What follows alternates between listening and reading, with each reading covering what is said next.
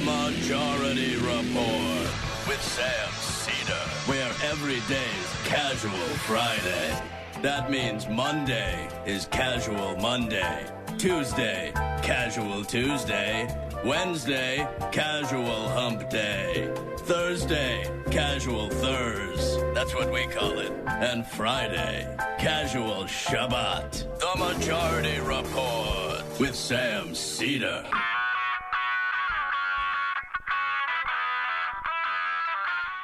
It is Friday, January 15th, 2021. My name is Sam Seder. This is the 5-time award-winning Majority Report. We are broadcasting live steps from the industrially ravaged Gowanus Canal in the heartland of America, downtown Brooklyn, USA. It's Casual Friday, folks. I'm wearing my soft-collared shirt, as is the tradition on Fridays. Joining us today, New Republic writer Osita Nwanevu. Also on the program today, Biden introduces a $1.9 trillion COVID relief package. And as we face a bonfire of COVID infections, health officials estimate that 1 in 3 people in LA County are infected. Meanwhile, federal prosecutors claim that the Capitol insurrectionists meant to capture and assassinate lawmakers. The DOJ Inspector General finds that good old Jeff Sessions was the driving force behind the immigrant kidnapping policy. The longtime Republican Congressman and Senator Jeff Sessions. Another Democratic lawmaker tests positive after that Capitol Hill lockdown where Republican lawmakers refused to wear masks. Odd that none of the Republicans caught it, or maybe they're just not going public about it. Meanwhile, Donald Trump at 38% approval rating. Not only has he been impeached twice now, setting a record, but it is capping an average approval rating lower than any president in the history of polling. And as reported by the American Prospect, Jamie Harrison to chair the DNC. Meanwhile, Biden vows resources for state parties. And lastly, because why not, Donald Trump administration trying to term limit federal scientists on the way out the door. All this and more on today's Majority Report, ladies and gentlemen. Welcome, as usual, joining me today, Emma Vigeland. Emma, how are you, Emma? I'm well. I'm looking forward to the weekend. It's going to be nice to relax. That's right. We will actually have a long weekend of sorts. We will be here on Monday talking to Professor Gerald Horne about Martin Luther King and the way that we celebrate him today, and perhaps some of the reasons behind the way that we do, as opposed to maybe a clear reflection on who he was. We will talk more about that on Monday. A lot of things to get to today. We are, of course, awaiting more information as to when the Senate will take up the impeachment hearings, but presumably now it is clear that it is probably going to be under the leadership of Chuck Schumer as opposed to Mitch McConnell. There has been a lot of test ballooning, a lot of a sense of, where will we get if we're where will we be in the context of the Republican Party if we were actually to, in some way, say, hey, maybe we should discourage people from armed attacks on our lawmakers. and threats to hang them. That might have a disadvantaging effect on our democracy and the way that things function, regardless of what our politics or ideology are in that moment. I mean, I know there is... Hot take, Sam. Yeah, I'm really going out on a limb there. But apparently it is, something of concern to Republican lawmakers. Now, I'm not sure. First off, if I was to believe, there's a couple of different sort of narratives that we're starting to see now as some form of justification for the way that the Republican lawmakers are acting or the way that this mob did. But if I'm a Republican lawmaker who's genuinely afraid for my physical well-being, if I vote for impeachment, it seems to me I would also be a little bit concerned of my physical well-being if I do not in some way say we should not be inciting people to commit this type of violence. The other take I'm hearing is we need to have more understanding for why people decided to take bats, take sticks, take a fire extinguisher, maybe beat someone to death, smash up things in the Capitol building. It's interesting. Build a gallows. Yeah, we already know the reason. We already do understand why they were driven to this, and that's the exact reason we draw the conclusion that justice needs to be served for the people that incited this. We already have that understanding. So imagine if, again, these were Muslim people. I know this is a trite point, but I think it's an important one. This would be called allowing the terrorists to win. Oh, you're going to back down just because you want healing or you want this to be over? That would be weakness as defined by the Republican Party, but they're white right-wingers, so it doesn't matter. Indeed. Well, I think Osita has been writing quite a bit about these type of questions, and we will be talking to him in a moment. In the meantime, here is Joe Biden summarizing some of the top line items in this $1.9 trillion COVID relief bill. And this is a pretty decent bill. The question is where is it going to end up in? Let's hear this, and then we'll address some of the questions about it. And we will be responsible with taxpayers' dollars, ensuring accountability that reduces waste and fraud and abuse like we did in the Recovery Act that I administered in our administration. Direct cash payments, extended unemployment insurance, rent relief, food assistance, keeping essential frontline workers on the job, aid to small businesses.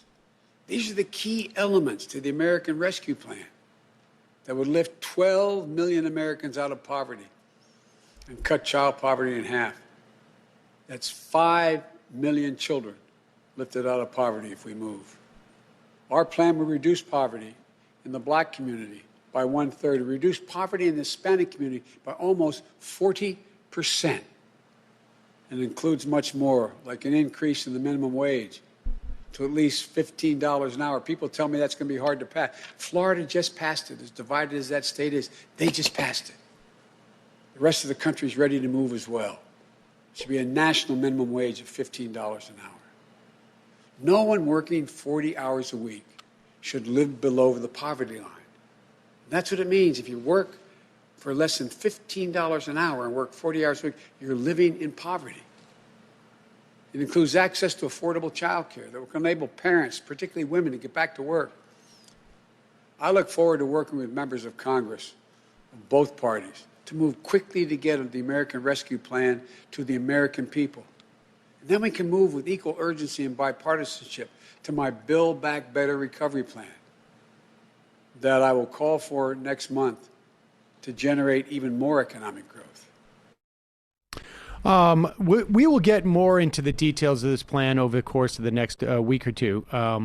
One of the top line, I guess, controversies, at least on the left, is that he had said $2,000. In fact, what is in the bill is the difference between the first bill that was passed at the end of this last congressional session, $600 and $1,400. I mean, I understand the point, and I think from a rhetorical standpoint, been a lot better sell to just continue on with 2,000. You had already done that. With that said, one thing that is an expansion that was not clear in the first round of COVID relief, or I should say the last one, was that there are about almost 14 million adult dependents, half of whom are students. 20 some odd percent are folks with disabilities. Not sure what makes up the other 25%. I think it's, much smaller cohorts of people. But those people were not eligible for the $600 payments. And my understanding is now they are going to be eligible for at least $1,400 of those payments. You're talking 13.5 million people. That's, another $200 billion. I think that more or less that's going out the door. And that's huge. That's helpful. I can see the points on the 2,000, but there's a lot of enhancement to unemployment insurance, which is hugely important. These are folks who have definitively lost their means of being able to make money, and an extra $400 on top of any type of state benefits they would get is crucial, and that goes till September. It's also the eviction moratorium extends till September, too. The eviction moratorium through September. I believe there's significant rental support in terms of money. We got to dig through more of this, and we will talk more about it next week. But the real question is going to be, ultimately, is how this thing gets passed. Because how this thing gets passed is going to dictate how much of what is laid out by Joe Biden is there at the end of this process. And that's going to be crucial. I find it very hard to believe that you're going to get, there's a couple of different theories, but I find it very hard to believe that you're going to get over 15 senators, I think, Republican senators. Maybe I think we're up at, or even 10 for that matter, to pass this bill. But, which is what you're going to need, assuming you hold all the Democrats. However, there are some people who are suggesting that this is basically Biden's way to find out what Republican senators are amenable to certain aspects of this bill and then roll that bill out as a separate bill. Right.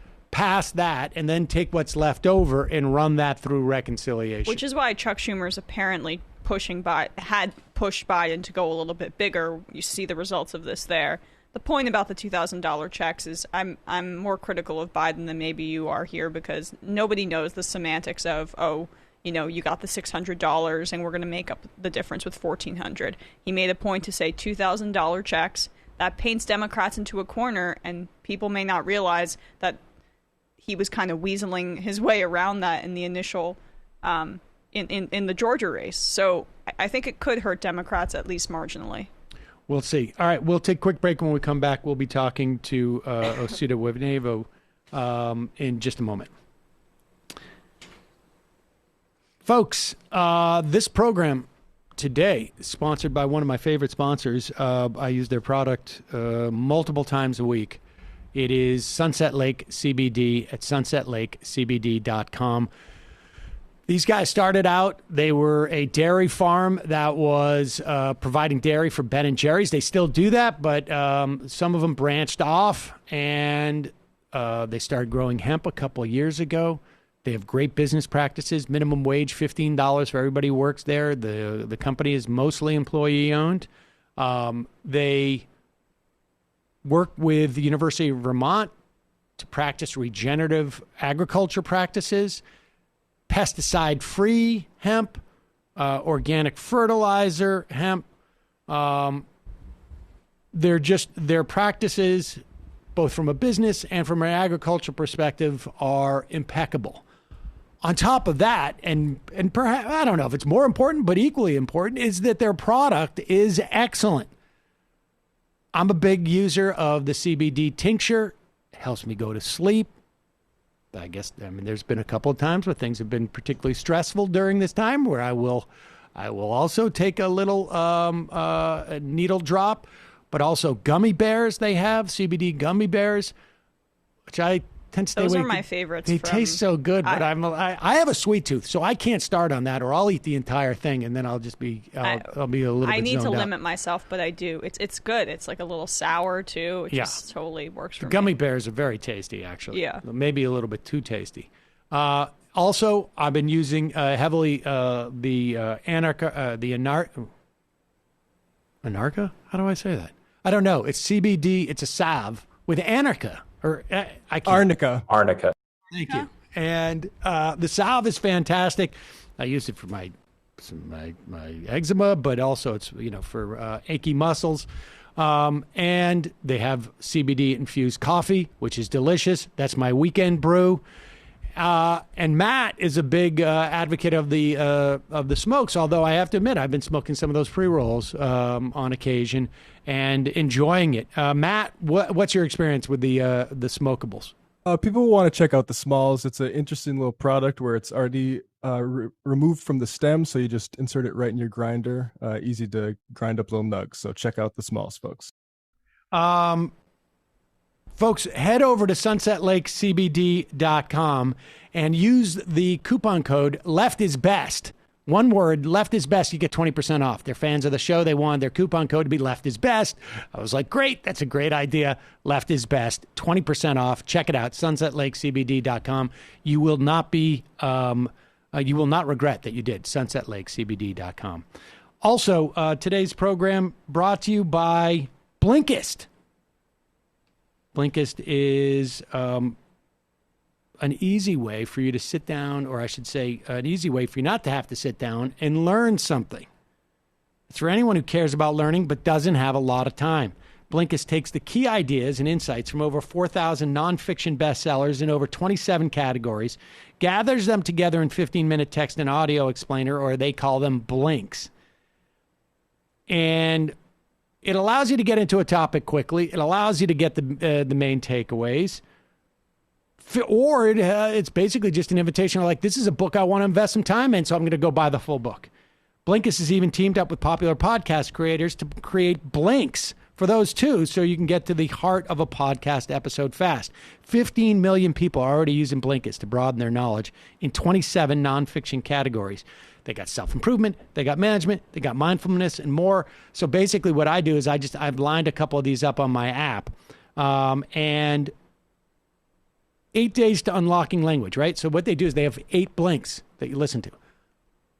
They're 15 minutes each. So I'm pretty sure I'm going to be able to do this in 4 days. And it's basically just tells you the different books that will help you get a better understanding of language. Or you can do they have productivity classes, and they get a collection of 13 blinks. They've got just a whole wealth of these things. I'm like, I don't want to read I'm not going to read an entire book on how to make more friends, but I do feel like I should probably learn how to do that. And so to get it within 15 minutes, that's how much I'm going to dedicate for that project. You can use Blinkist Shortcast to quickly catch up on the podcasts you missed. For me, also, this is an example of the other thing I use for Blinkist. Books out there I feel like maybe I should read, but I don't feel like I'm going to read, but I should know them enough so that if I'm in a situation I might want to talk about. Cocktail party, next year or whatever. Just for instance, like Blowout by Rachel Maddow. Like, I'm not sure I'm going to get to that book, but it's a book I feel like maybe I should know about and be able to at least, oh, nice to see you. Drink this, but whatever it is. Yeah. But also, then there's things like Why We Sleep, which is a Blinkist where I was like, I'm actually genuinely curious about this, but I'm not that curious about it. Mm-hmm. So it's a great, you can listen to it, you can read it, 15 minutes, Blinkist. And right now, you can go to Blinkist.com/Majority Report, start your free 7-day trial, get 25% off a Blinkist premium membership. That's Blinkist, spelled Blinkist, Blinkist.com/Majority Report. You get 25% off and a 7-day free trial. Blinkist.com/Majority Report. Check it out. All right. Real pleasure to welcome to the program a writer from the New Republic, Osita Nwanevu. Osita, welcome to the program. I've been wanting to talk to you for a while, frankly. I think I had mentioned to you, like, maybe since almost a year ago, I think you had written something to the effect of, I can't read, but it was, end the GOP, which I think is, that's worn well past year. But let's talk about it in the context of this week, because about a week ago or so ago, you were writing in anticipation of the importance of impeachment. Articulate for us why impeaching the Republican, or I should say the president, was important, but the broader implications of it. Sure. So, I mean, I think that everybody can basically agree, every rational person can agree, that Trump is culpable for what happened last week, that he deserves to be impeached. But as was the case, I think, for the first impeachment that happened, I don't think that's really sufficient as an answer to the place the country is in right now. Trump, as again, I think rational people can understand, is the sort of symptom of larger problems. And one of the big problems we have is the fact that we have a Republican Party in this country that is intensely reactionary. It's only gotten worse, visibly worse, over the past 10 years. And that is accruing structural power within our institutions. It's getting more powerful in the Senate. We won the Senate in this election, but in terms of the way the population of this country is distributed, over time, more and more of the seats are going to be in control of a smaller and smaller share of the population. Obviously, we know that it has structural power with the Electoral College, and we know that they've worked in state legislators to redraw congressional districts, to redraw state legislative districts, to entrench their candidates. So those are all really big problems that I don't think getting rid of Trump is going to really help us solve. So what we need in this country, from my perspective, is a campaign. I don't know if you want to call it a campaign or sort of an ethical mission, whatever you want to call it, to actually disempower the Republican Party. Because if we allow things to continue on their current trajectory, it's only get more powerful as a party, and it's going to be very, very hard for us to avoid more of what happened on Wednesday. We just had a story today, that Jeff Sessions was driving the family, they call it family separation policy. In my mind, it was just out and out kidnapping. But nevertheless, the point is that, Jeff Sessions, median Republican, senator, essentially, when he was there, it was not like, this guy's not some type of huge outlier. It's just that he saw an opportunity, I think, early on that Donald Trump was amenable to, one of his pet projects. But this is not a guy who was in some way, sort of perceived as some type of outlier in the Republican Party. I mean, to a large extent, the Republicans got what they wanted, which I think Grover Norquist had said, just give us a live hand that can sign stuff. And that's what it was. Yeah. Yeah, I mean, pick any Republican who's now sort of held as being a model moderate, somebody who's a real beacon of light and a true conscience in the Trump era. Pick any one of those people, and you can find a precedent for what Trump is become in their former actions. Take somebody like Mitt Romney, who ran in 2012 with Paul Ryan on a campaign that was premised in part on the idea that Obama was waging this grand war on religion and American values, and they tried to otherize him, and didn't explicitly buy into the birther stuff, but I think implicitly tried to tap into those same anxieties. Look at somebody like the late John McCain, who ran with Sarah Palin, who was the Trump, I think, in basically every respect. You can go all the way back to Reagan. We could be sitting here talking for an hour about Ronald Reagan. But there was apparently some revelation last year that he, had been engaged in very crude racism against Africans behind the scenes. So, everybody in the Republican Party on one level or another is if not directly complicit, certainly responsible for doing things that created this current political moment that we're in. And I think people have to reckon with that seriously. Well, Joe Biden, as the president-elect and will be president in just a few days, he seems to embody the exact antithesis of what you're talking about. I mean, just last week, he discussed how we need a strong opposition party. We need a strong Republican Party. And his whole campaign was predicated on the notion that Trump was this sort of outlier and that the fever would break. I mean, to borrow what was used during the Obama years, which he was obviously a part of. what does that say about the future of combating republicanism when the leader of the Democratic Party seems to find republicanism essential to governance? Yeah, well, it says that we can't depend upon Joe Biden to lead the charge against the Republican Party. And we probably can't depend upon the Democratic Party either. I know that there are people who have, high hopes that there's going to be a gradual ideological transformation. But frankly, I think it's going to be up to activists, to people on the left, to really make the case to the American public that the Republican Party can't really be abided in its current form and with the amount of power it currently has. I don't think that you're going to see a lot of Democrats under the Biden administration say the things that ought to be said, say all the things that I've been saying today and in all of my writing. That's not what they're there to do, really. I think that the work is going to be public communication. It can't just be people on Twitter who know how bad the Republican Party is complaining about how bad the Republican Party is, right? There has to be some kind of breakthrough that we're making with the public, because actually, this is, I think, a mistake people on the left tend to make.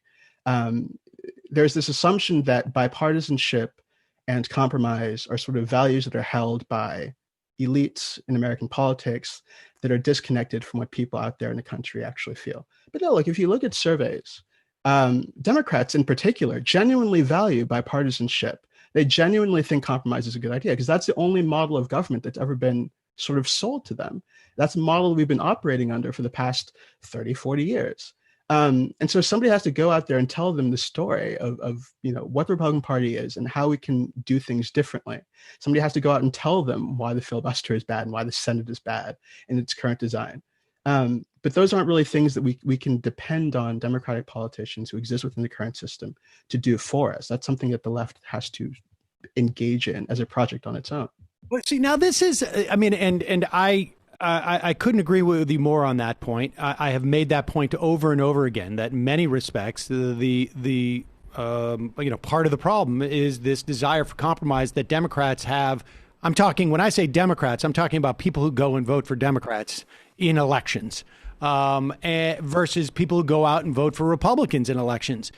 Now, that's changed over the past five years or even 10 years, even prior to Trump. There was you could start to see in the polling a change. So there has been some of that has seeped out into the broader. But respond to this, which I think is also problematic. So back in the day, one of the problems to that agenda, or to completing that agenda, was that the Beltway media, if you will, was completely, their both siderism was huge. Now, it's died down during the Trump administration, but I'm quite convinced it's going to return. But part of the problem is that it seems to me, and I hear that we can't rely on Joe Biden for this, but if the Democrats as the opposition party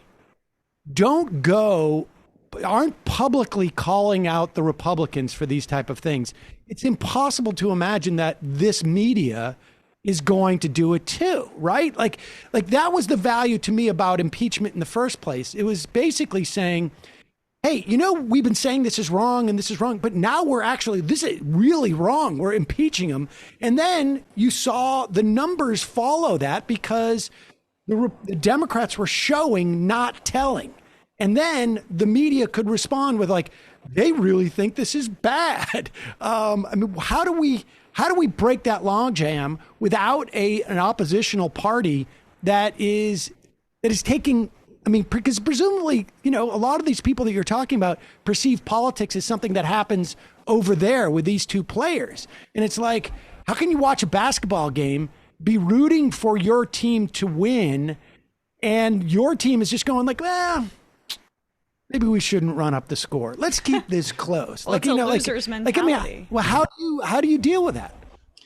Yeah, I think your point about the media is very important, obviously, because I don't think we can really depend on CNN and the other major outlets to deviate from his perspective either. The people who are sort of elevating Liz Cheney as the conscience of the nation right now, ultimately, I think that the answer, and maybe this isn't a real and satisfying answer, is the answer is having 10 more majority reports, right? Having more media outlets and having more ways to communicate with the public from our perspective that aren't filtered through a press that has a lot of reasons not to, have people break from the existing model of politics. That's the real answer. And so every time I hear that AOC or one of the progressives in Congress is doing something to communicate with, again, ordinary people who aren't as plugged into American politics, people who don't really know what's going on as much, I think we have to applaud that and say that there needs to be more of it, because that's ultimately the solution. I just don't think at this stage we can really believe that either the Democratic Party is an institution, or, the major institutions within the press are going to do this work for us. I just think that we have to sort of strike out on our own in every possible way. And what are the way? I mean, aside from obviously, and I couldn't agree more on the 10 majority reports. I think, but I mean, aside from that, what are there other institutions that you look around that you think are particularly effective for something like that? Well, I think the answer I always give about this is think about the conservative movement and what it's done over the past half century. It would have been very easy for conservatives to say after Barry Goldwater's loss in 1964, well, conservatism can't work in this country. There's not enough of a constituency for it in the general public. It's going to get beaten in every election. We just have to turn to something else. That's not what they did. They got a lot of money and spent the decades between Goldwater and Reagan, establishing think tanks, establishing publications, establishing different groups that reached out to people in suburbia and tried to get them to cotton to conservative ideology. And that was a multi-decade long process, but it got the goods. It did engender a change in the ideological makeup of the American electorate. And I think that's ultimately what the left has to do. People hear these kinds of conversations and think, well, that means we just need to start a new party, right? And that's what we need, a third party that's going to be left, and we're going to run in elections. There are like 12 left-wing parties already in this country, and nobody's ever heard of, right? Because that was the solution that they thought was going to do the thing as well. I think that we have to think a little bit more in a more sophisticated way about things. It has to be a movement that we're building with different kinds of institutions that are built to meet different kinds of needs. And a lot of those needs are not going to be electoral. They're not going to be about running this or that person in a primary race, although that's going to be very important. They're going to be, how can we go to places where the left is very weak right now, in rural America, in places that we think are, sort of deep red conservative? And what can we do over time to get people reading some things that we think are going to be influential and that they should inform the way they think about the economy? What can we do to get them think differently about issues that they believe are already familiar to them, and sort of defamiliarize them and make them open to new thinking? That's a big kind of abstract project. And it's something that I think is going to take a really long time, and development of all kinds of different bodies, groups, institutions. How much do you think that's going to accelerate as a function of generational change? I mean, I think we are literally, we are right on the cusp of a massive generational shift, it seems to me, particularly within the Democratic Party. I just remind people, Nancy Pelosi has been the Democratic leader in the House for almost 2 decades now. And if not 2 decades. And during that time, I think there's been a half a dozen Republican leaders of the House in one form or another. I'm not talking necessarily Speaker of the House, but in terms of majority leaders, our president is well into his 70s.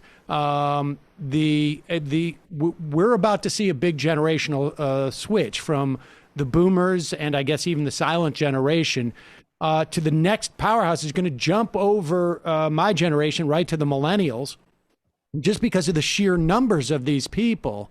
And that generation seems to be far more open to an understanding of politics as more combative, and B, an understanding of, an ideological predisposition that is far more open to socialistic and socialism, I guess, policies. Yeah, I think that if you look at the numbers now and the breakdown of political views by age. There's reason maybe for optimism, but weird things happen in history. I don't think that's a sure thing. I think we should remember that just in November, we saw this thesis about Hispanics and the great demographic transition there being something that would be really, really helpful for Democrats, really challenged in, I think, a significant way.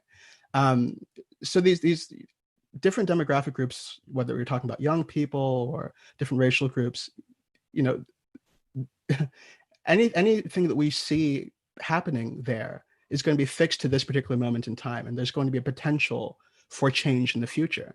So I think there's reason to believe that the electorate is moving to the left. I don't know that we can see that shift, or that we can expect to see that shift continue at the same rate that's been happening now. I don't know that precludes a possibility that we could see a shift to the right for certain reasons. It's all kind of up in the air and amorphous right now. But I think that the real work we have to do has to be done without any kind of expectation that the work is going to be done for us by, you know, just time alone. In part because we don't really have a lot of time to solve the issues that we're facing as a country. You can think that there's going to be this demographic transition that gets us to comprising a majority of the Democratic electorate in the 2030s or the 2040s. And then we were going to elect a socialist candidate or whatever. Well, you know, on a climate timeline, that doesn't really matter. Like we have the time we're being given right now to address that problem. It's not going to help people who are struggling right now. So anything we can do to sort of accelerate the extent to which we have influence, I think is going to be really, really important. So you talk about the project of conservatism after Goldwater's loss and how they basically expanded all their think tanks and their entire apparatus, you know, magazines, National Review gained prominence, other things like that. And a lot of that infrastructure remains to this day. And the roadblock that comes to mind is just that there's so much more money on the conservative side of things to build the kind of project that you're talking about, to reach people in those specific ways. Whereas if there's money on the Democratic side, it's often to fund the exact tendencies that frustrate us, like the bipartisanship, the kind of empty promises that don't have staying power. What's your response to that, and what's your opinion of that dynamic? Well, absolutely, conservatives have this sort of stable reserve of cash they can use for these kinds of projects. But I don't think people should discount the amount of money that people on the left have been able to sort of access and create for themselves over the past 10 years. Look at the Bernie Sanders campaign. Look at all of the small dollar donations and what they were able to do. It's just a matter of spending that kind of money wisely, making sure that we're not dumping $100 million to try to elect Amy McGrath, you know, or something. It's you know, making sure that all the resources we do have are being used in creative ways that we think are going to be, you know, to put a crack in the firmament of things and not sort of dumping it down the tubes. That would be a good place to start. But yeah, it's true the conservatives have a lot of money. But I don't think that is something that we should see as an insurmountable challenge for us. We need to give more money to the Lincoln Project if we want to achieve. I mean, you know, like that's a fine example of like money that, and I appreciate that there are people out there, you know, I'm happy to have people criticize Donald Trump, but to fund them to that level is not going to get you to the place that you want to be if you are looking for some type of legislative action by Democrats that is, you know, more akin to what FDR would do rather than, let's say, Mitt Romney would have done. But with that said, to what extent, and I want to circle back. Well, let me just follow on this. The other thing that fueled this rise, and certainly I think it's, you know, one of the sort of like, I don't know, one of the stories obscured by Donald Trump on some level, but also brought into relief with Donald Trump, is the self-identified Christian right in this country. I mean, you know, you can call it a bunch of other things. And its relationship, frankly, to both authoritarianism and an authoritarianism that came out of the South. I mean, there's, you know, it's not the Venn diagram of the self-identified evangelical Christian, that circle and the circle of authoritarianism that, you know, has been studied in this country. 25% of North Americans are considered to be authoritarians. and that last circle of states that seceded from the Union. That Venn diagram is, it's pretty shaded. Let's put it that way. I mean, there's a little bit on the margins. It's a circle. But I mean, where does that exist on the left? I mean, there is no cohesion like that. I mean, you can take maybe 65% of those people fall within that. There's nothing like that in the Democratic coalition, is there? I don't really think so.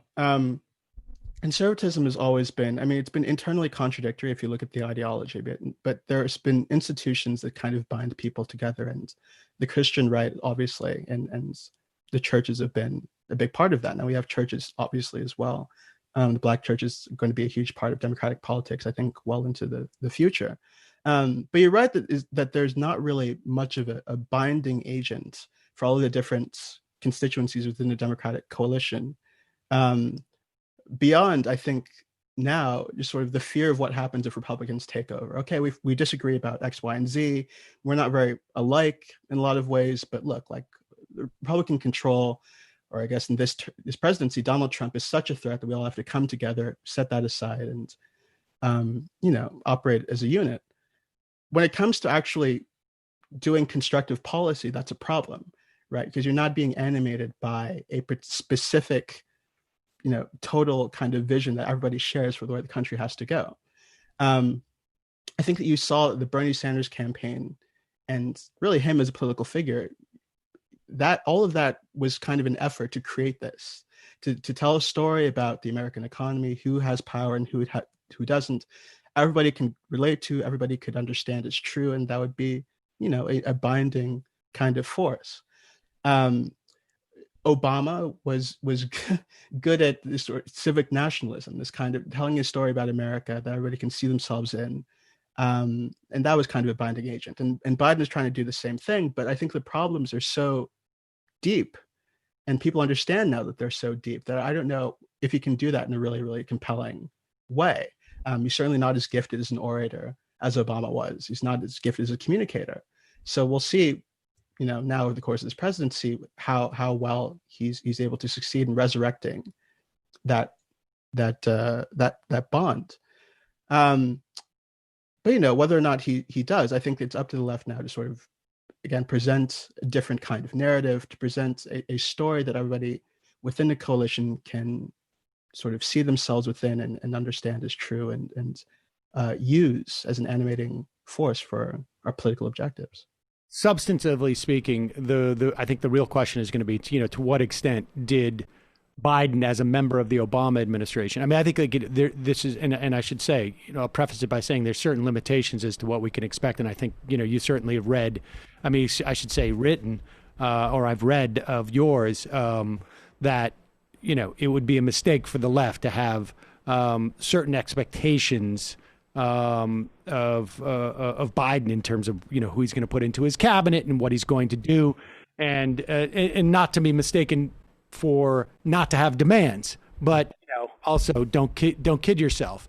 The real question in terms of what he's going to be able to provide to the left and how far the left is going to be able to push him in this country is going to be, it seems to me, a function as a completely purely practical political consideration.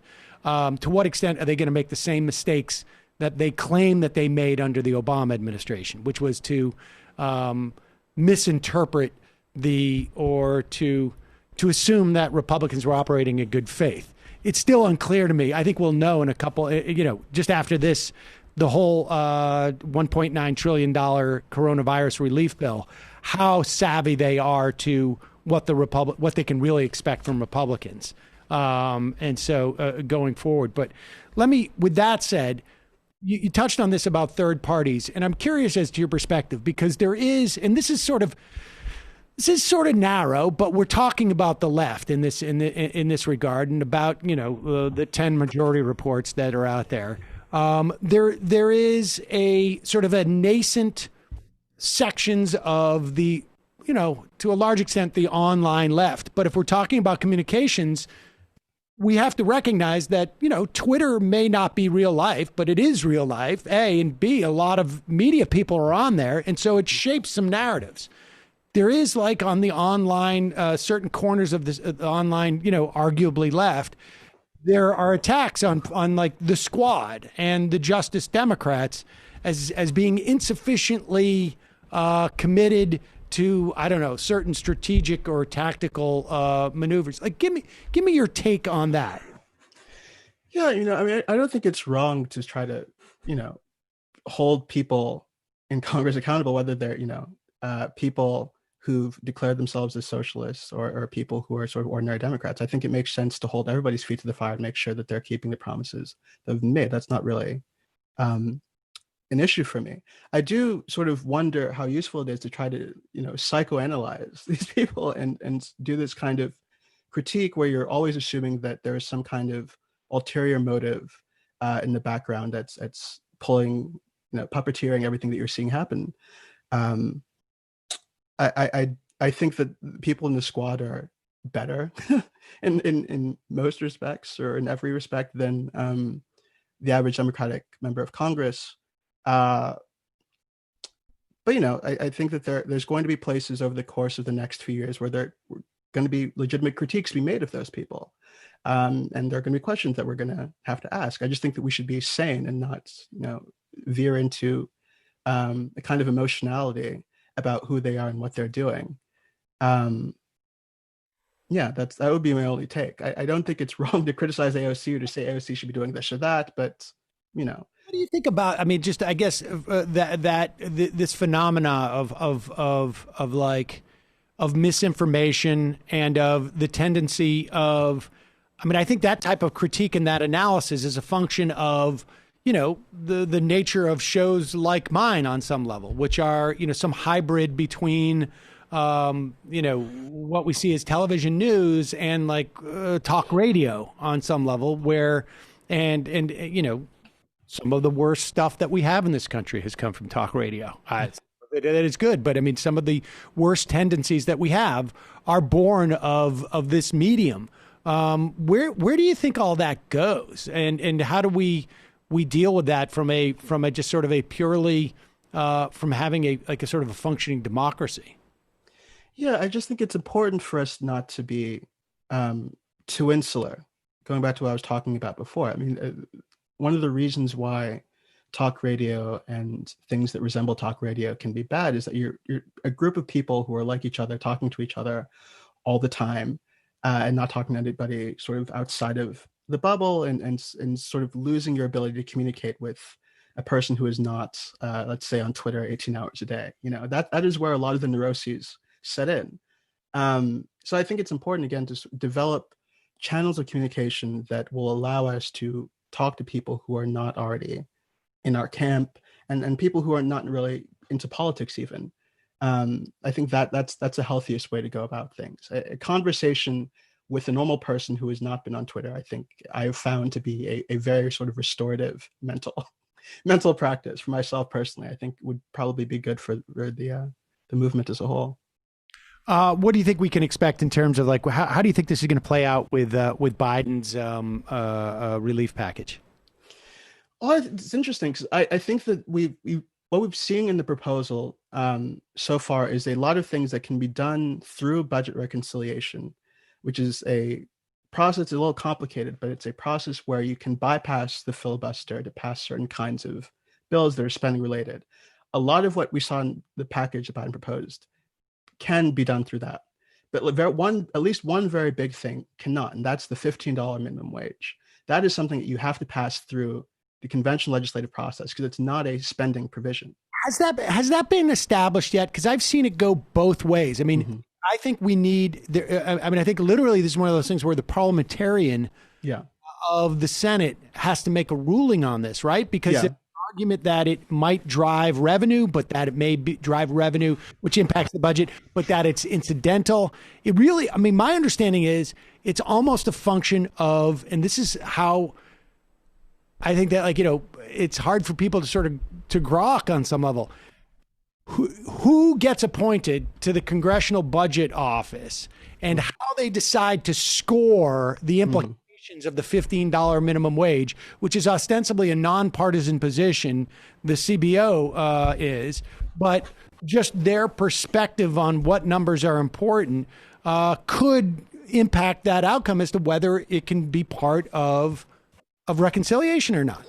It could. I mean, it's dicey because the Byrd rule, which is the thing that governs reconciliation, is not just a Senate rule. It's actually like embedded within the law in some respects, and it gets complicated.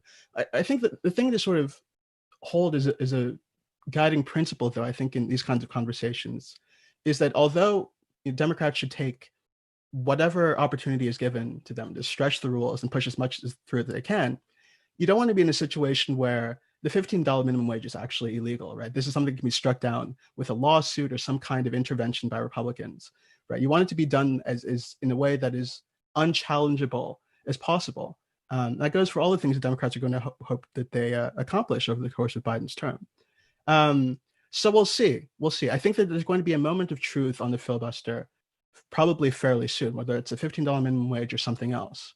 And it'll be incumbent upon progressives, activists to sort of make it clear to the party, not because they hope it's going to change, and undergo this big ideological transformation, but to make it clear to the party that if you want to be reelected in 2022, if you want to hold your seat wherever you are in your next election, it's going to be extremely important that you vote to eliminate this procedural rule, you bring the Senate to a more democratic place, and you allow the democratic agenda to move forward.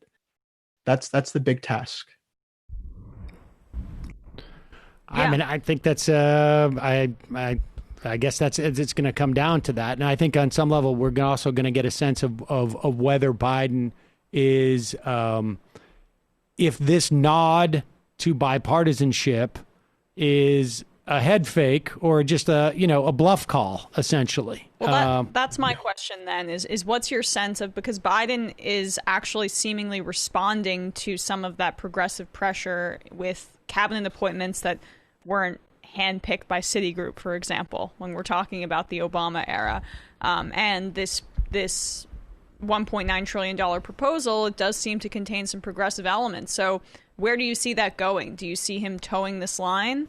Or are you more optimistic that he's responding to the growing pressure that we've talked about that's like changed in terms of the Democratic base over the past decade or so?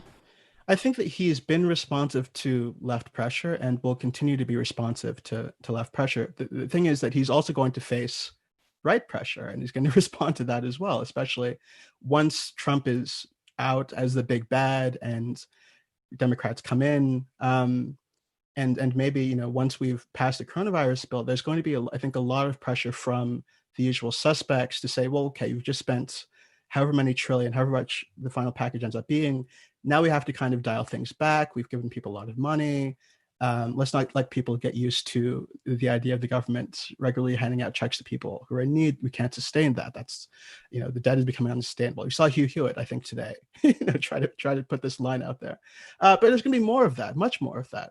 And I think we're going to be in a place where the policy discussions we're having are going to resemble the policy discussions that we had under Obama in a lot of respects. And so, I think it's going to be up to progressives and activists to make sure that, the movement or whatever it is, whatever we want to call it, the responsiveness doesn't end within the next couple of months, and we don't go home. I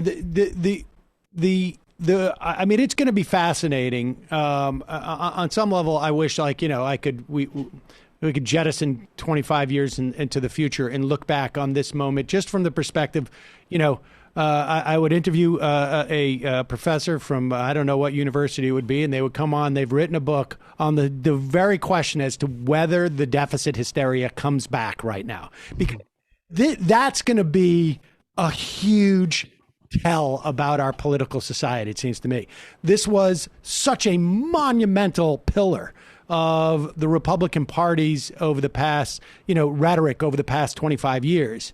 And in fact, we had an interview yesterday that in some ways indicated it was also part of post-Reconstruction. But this idea of a deficit, if it can make a comeback and it's taken seriously by our political journalistic class, it's going to be astonishing. I mean, they jettisoned this so far into the ether, like I mean, it was, and the idea that it could come back and just be welcomed as if it had never gone away is going to be fascinating, it seems to me. Yeah, I agree, and I wouldn't be surprised if it did. Honestly, I think that the conditions are kind of right for it, especially if Trump has been eliminated as this kind of people saw him as like a heterodox figure. I think I was always overstated. But if it's true that the Republican Party goes through what liberals on television sort of hope for, excising Trumpism, all the people who are going to be left are kind of as in positions of influence, or who are going to return to positions of influence, are people with very conventional Republican takes on the deficit, on spending, on all the questions that are going to be facing us over the next couple of years. Mitt Romney, if he becomes a person that people turn to for more and more takes and perspectives on American politics, he's going to put out there the same kinds of lines we heard about deficits and spending that we heard under Obama. So, I wouldn't be surprised at all if we see a return to deficit hysteria and that kind of politics. I think that it'll be very easy for people to say, well, the coronavirus is this extraordinary situation. We've never faced anything like it. But now, let's say 2022 or 2023, we're through that, and we need to return to economic principles that we hope persist in normal conditions. I think that could happen very well. Well, I hope people will have the ability to remember like 2017 and 2018. But that's asking a lot. We're a short memory country. Hope springs eternal. Osita Nwanevu, writer at the New Republic. Thanks so much for your time today. Really appreciate it. We're going to link to your pieces over there. Folks should really check out the stuff you've been writing. It's one of the best writers out there right now, I would say. Thank you, Osita. Thank you very much for having me. We're going to take a quick break. We'll be right back to wrap things up.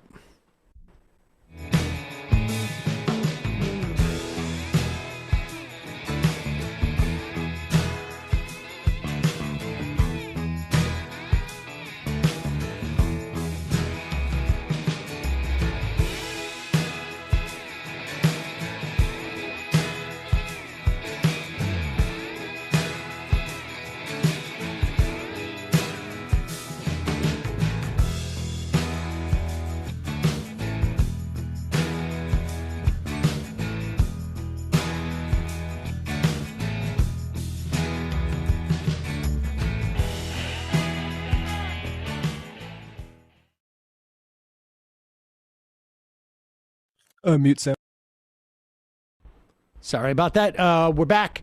One of the things that I think that we're seeing as this plays out, as we're getting more information, and you have now federal prosecutors claiming that in a court filing that there were members of this mob who were interested in kidnapping and assassinating our lawmakers, that the vice president was, I guess, 10 Within seconds away from being in eyesight of the insurrectionists who were just walking up. He was ushered into a hallway, and they were right there, that close. Here is a clip. It's from CNN of D.C. Metro police officer Michael Fanone, who is describing facing these violent rioters. And to be clear, I think people can grok and understand the difference between any violence that we saw in the context of actual protests that took place over the summer. But this was, people showed up for this purpose here, which was to break into, you don't like, hey man, I'm here at this protest. I wish we had stuff to construct a gallows, right? Like that's not, that's not just a coincidence that they had material to construct a gallows. Oh, they just came across a pile of gallows, a how-to kit? Yeah, exactly. They got it from Home Depot, or someone just dropped it off on their way. Let's be clear what was going on. Play this clip. It's really disturbing. I was just, trying to fight as best I could.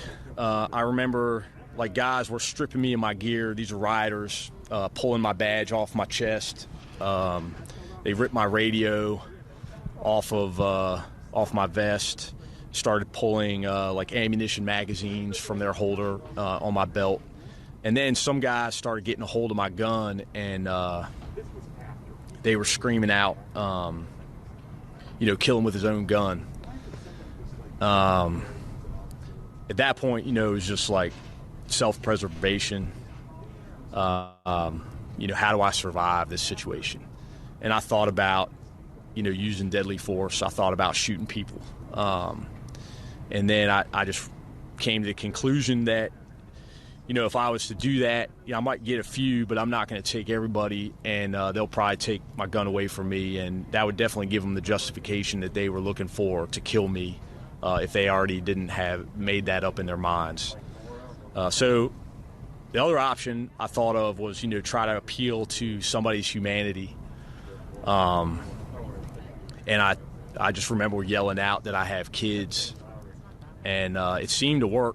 Some people in the crowd started to encircle me and try to offer me some level of protection.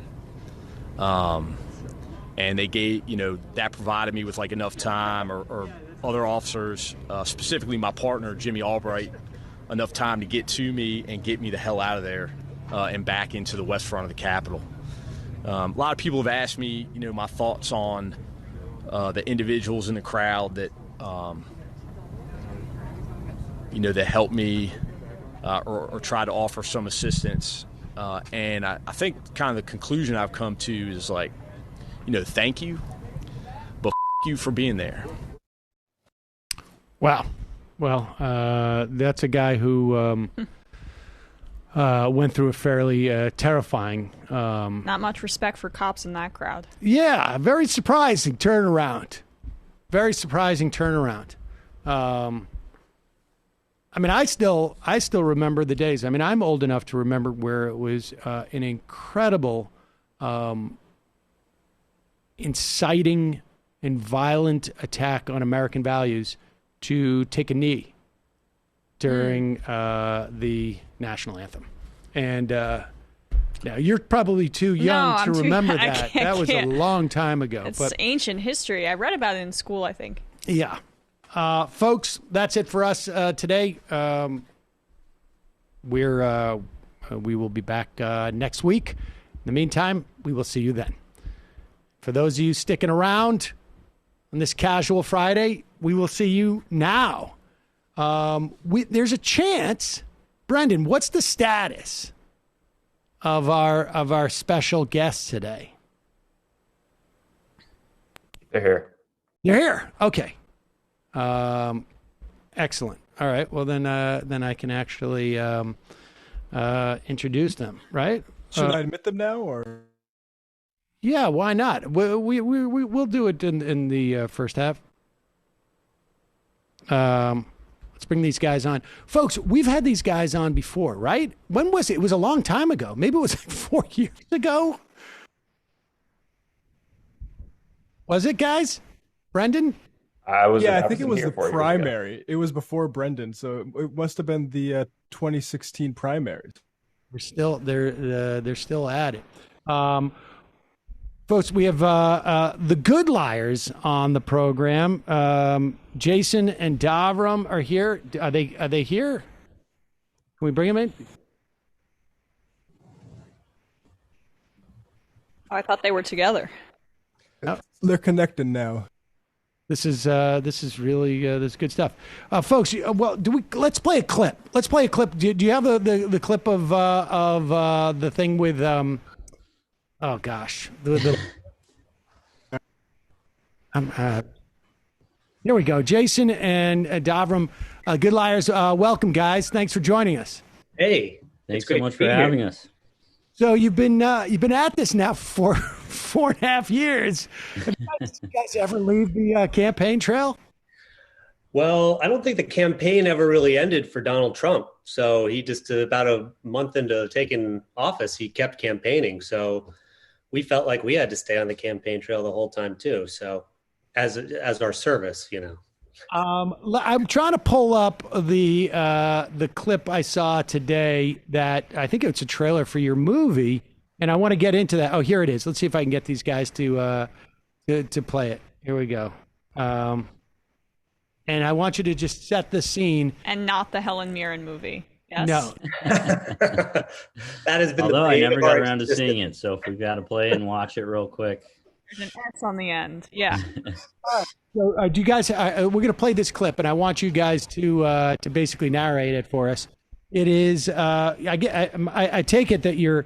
Well, I can't tell. Are you mocking Rudy Giuliani in this clip? This is the clip where Davram, you came in as if you had just been hit by a bus or something, and Jason, you stand up in the middle of a campaign event and address the camera. I thought this was pretty impressive, just from a technical standpoint, at the very least. Here, play this clip. Some examples of how big it is. Listen 1 second. Tom Steyer hit me with his car in the parking lot. He ran over me and I'm injured and I don't know what to do. He ran over me with his car and I'm injured. Has this ever happened to you? You might be entitled to a large cash sum. Call me the Fixer Lawyer. Visit www.thefixerlawyer.com. And you won't pay unless you collect. Period. Ellipses. That sentence is not true.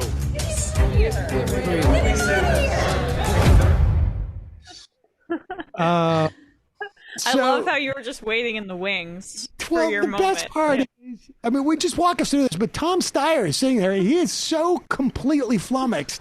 I've never seen it is. Jason, just walk us through this, and then and you can add to it. Well, actually, we got to this event probably like 3 minutes before we did the whole prank.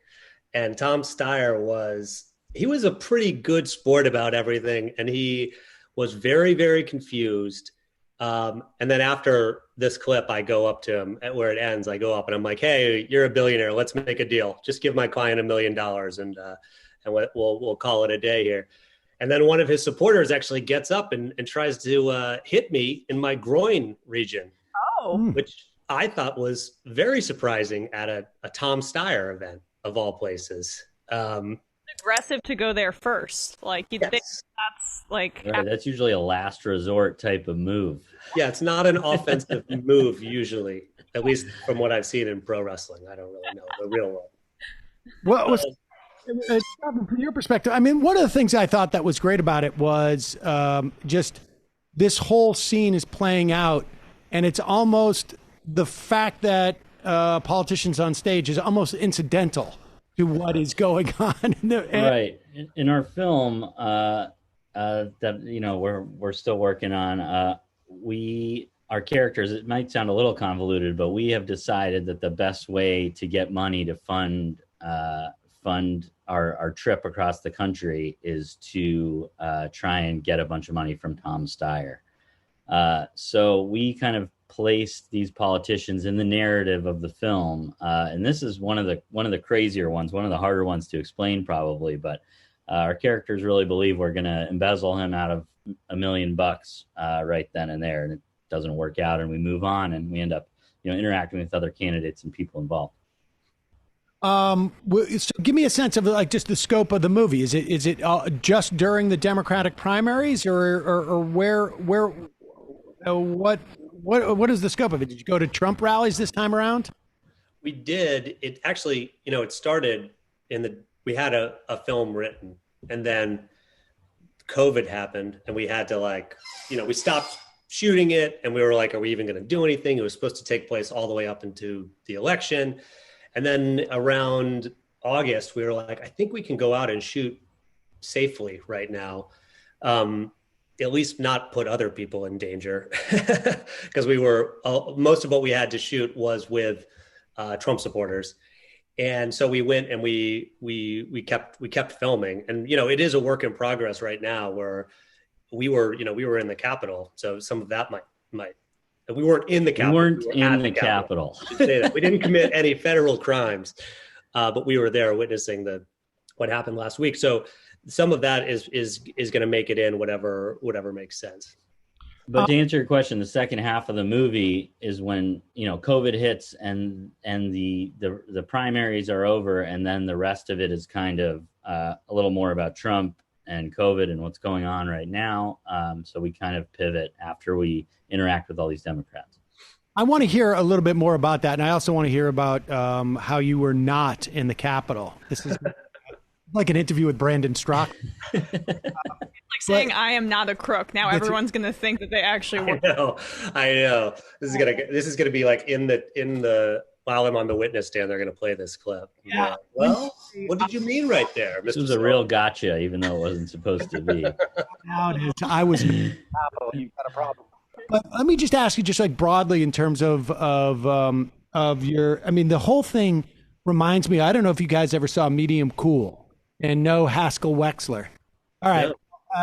The Haskell Wexler was this DP who ended up shooting a movie that intersected with the 1968 convention riots, just sort of coincidentally on some level. I mean, they knew that there was going to be stuff going down. They used their drama within a narrative within real life backdrop. But so, all right. So tell us more about what happened at the Capitol that you were not involved in.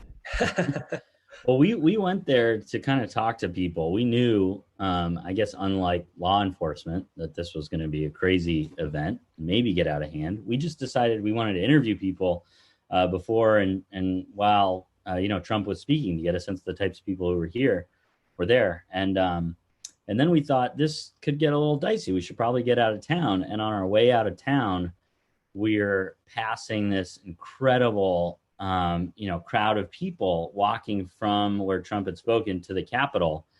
And we're like, there's no way he ordered them to the Capitol, right? That wasn't something we knew at that moment. We looked on Twitter and everyone's saying Trump just told, this group of people to really, this mob to head to the Capitol. We couldn't resist kind of going to just see what went down. So we kind of stayed at a safe distance. And it was like, really surreal. I'm sure that's a word being overused, but we were watching as they broke through in the place where they broke through, and we're at what feels like kind of a safe distance. Some guy runs by with his dog. Like, people were living their lives, but like 100 yards back from the total, craziness that was unfolding. Yeah, and we watched them break through the line of police, and then eventually fill up the stairs and get inside the Capitol. It was really bizarre because when we walked up to the Capitol, like to where the crowd was gathering, we walked past like 15 or 20 Capitol police who were on the road. And we could see that there was like a big crowd of people who were trying to go up the steps, the back entrance of the Capitol. And we were like, I could see from where we were that these guys should probably be over there and not here by the road. And then sure enough, after we were watching for about 5 minutes or 10 minutes, we saw the guys running up, like with their hands on their guns, screaming into their radios, like, where do you want us to go? Like the same guys who were just like leaning against the wall, like calm before, they were now running. And it was Jason, too late. I don't know if you remember, we were walking up to it, and this young guy, probably like 17 or so, with a big Trump cowboy hat on, we said, what's going on over there? And he just goes, well, I don't know. It got a little crazy. He had called it quits. He was walking the opposite direction. And so that was our first clue that like something was maybe going to happen. And, at least for this one guy, it was too much. But when we got there, pretty much everyone was still arriving, and then it, kind of broke open. You say everyone, like how many people are we talking about? Do you have a sense of like, I mean, was there 10,000 people who went to the Capitol, or was there, how many people were at the rally, and then how many people started to march down to the Capitol? I think more than that, because what we saw the back entrance where we actually saw them like break through the police line and go up the steps of the Capitol. And then that, I think, from looking at the reports and like putting everything together, that's where the people originally went into the building. I would say from there, DeVrom, maybe I'm totally wrong on this, but there was like 2,000 people back there, right? Right. I think there were 2,000 or 3,000 people kind of back there. The concentration obviously was on those back steps. And then we walked around to the other side of the building, and I don't know if there were, 8 to 10,000 more or something, again, concentrated in the front of the building, but then it was just kind of fanning out. Some people were there watching, and then the more excitable people were rushing into the crowd. And I don't know, people running away, like injured, but then you'd see, someone with kids walking up to it or something. It was like, people praying. That was the most surreal part, was we were watching it, and there was a stage set up there with a Pentecostal evangelical. I'm not sure what kind of what denomination of Christianity they were, but they were they had speakers and they had a microphone, and they were praying and speaking in tongues, being like, the blood of Jesus protect this building, the blood of Jesus protect Donald Trump, the blood of Jesus is on this building. And they're chanting and kneeling while these people are beating the hell out of cops. And then a stretcher rolls by, and like I said, a guy running with his dog behind us, like he was on his daily run and he wasn't going to let this get in the way. And it's just the most bizarre cross section of things. And I think, I don't know, just these people saying with the support they have had for the cops throughout all of everything that happened. And then I saw a cop, in tears trying to call for backup from the ATF, and, couldn't believe it was going to be 30 minutes or whatever it was. And so, these people were totally overwhelmed. Wow. So I want to get back to just the because you guys were on the campaign trail, and obviously you were focusing more on the Republicans during the primary, I would imagine, in 2016 versus the Democrats, or maybe you weren't, but I think you were. And it may have flipped a little bit this time around. But to the extent that you guys were going to like Trump rallies in 2016, and then to the extent that you were going to any later, did you guys ever find yourself saying like, hey, things are different? Or was it basically a consistent, like, nothing had changed? I would say absolutely. Absolutely. Every single time we went to a Trump rally, it felt worse, I think I could say. The first one we went to was in January of 2016, and it was like in a country club place, probably like 400 people there. There wasn't like a lot of anger, I would say, there. Then we went to another one in May or early June of 2016 in California. And you could, when you went inside the arena I think it was in Orange County somewhere, you could feel the heat from the anger from these people. And there were fights outside. There were fights, but it was also like a weird party. There were like bottles of alcohol in the bathrooms. Like, it was like, what event is this? Outside, riot police and clashing with protesters, and inside it was like a music festival mixed with like an angry political speech mixed with whatever Trump does when he, just meanders and wanders with, but people hanging on every word. It was like, this is, it's building to something. But I think, to speak to what happened this time around, I think it was even crazier because people really feel entitled to Trump being in power. Before it was like, can he win? And now he's in power and we don't want him to give it up. So I think there was even some entitlement that crept into the whole thing, the whole soup of whatever's going on. And these people were at the Trump rally. We went to one in Georgia in December, beginning of December.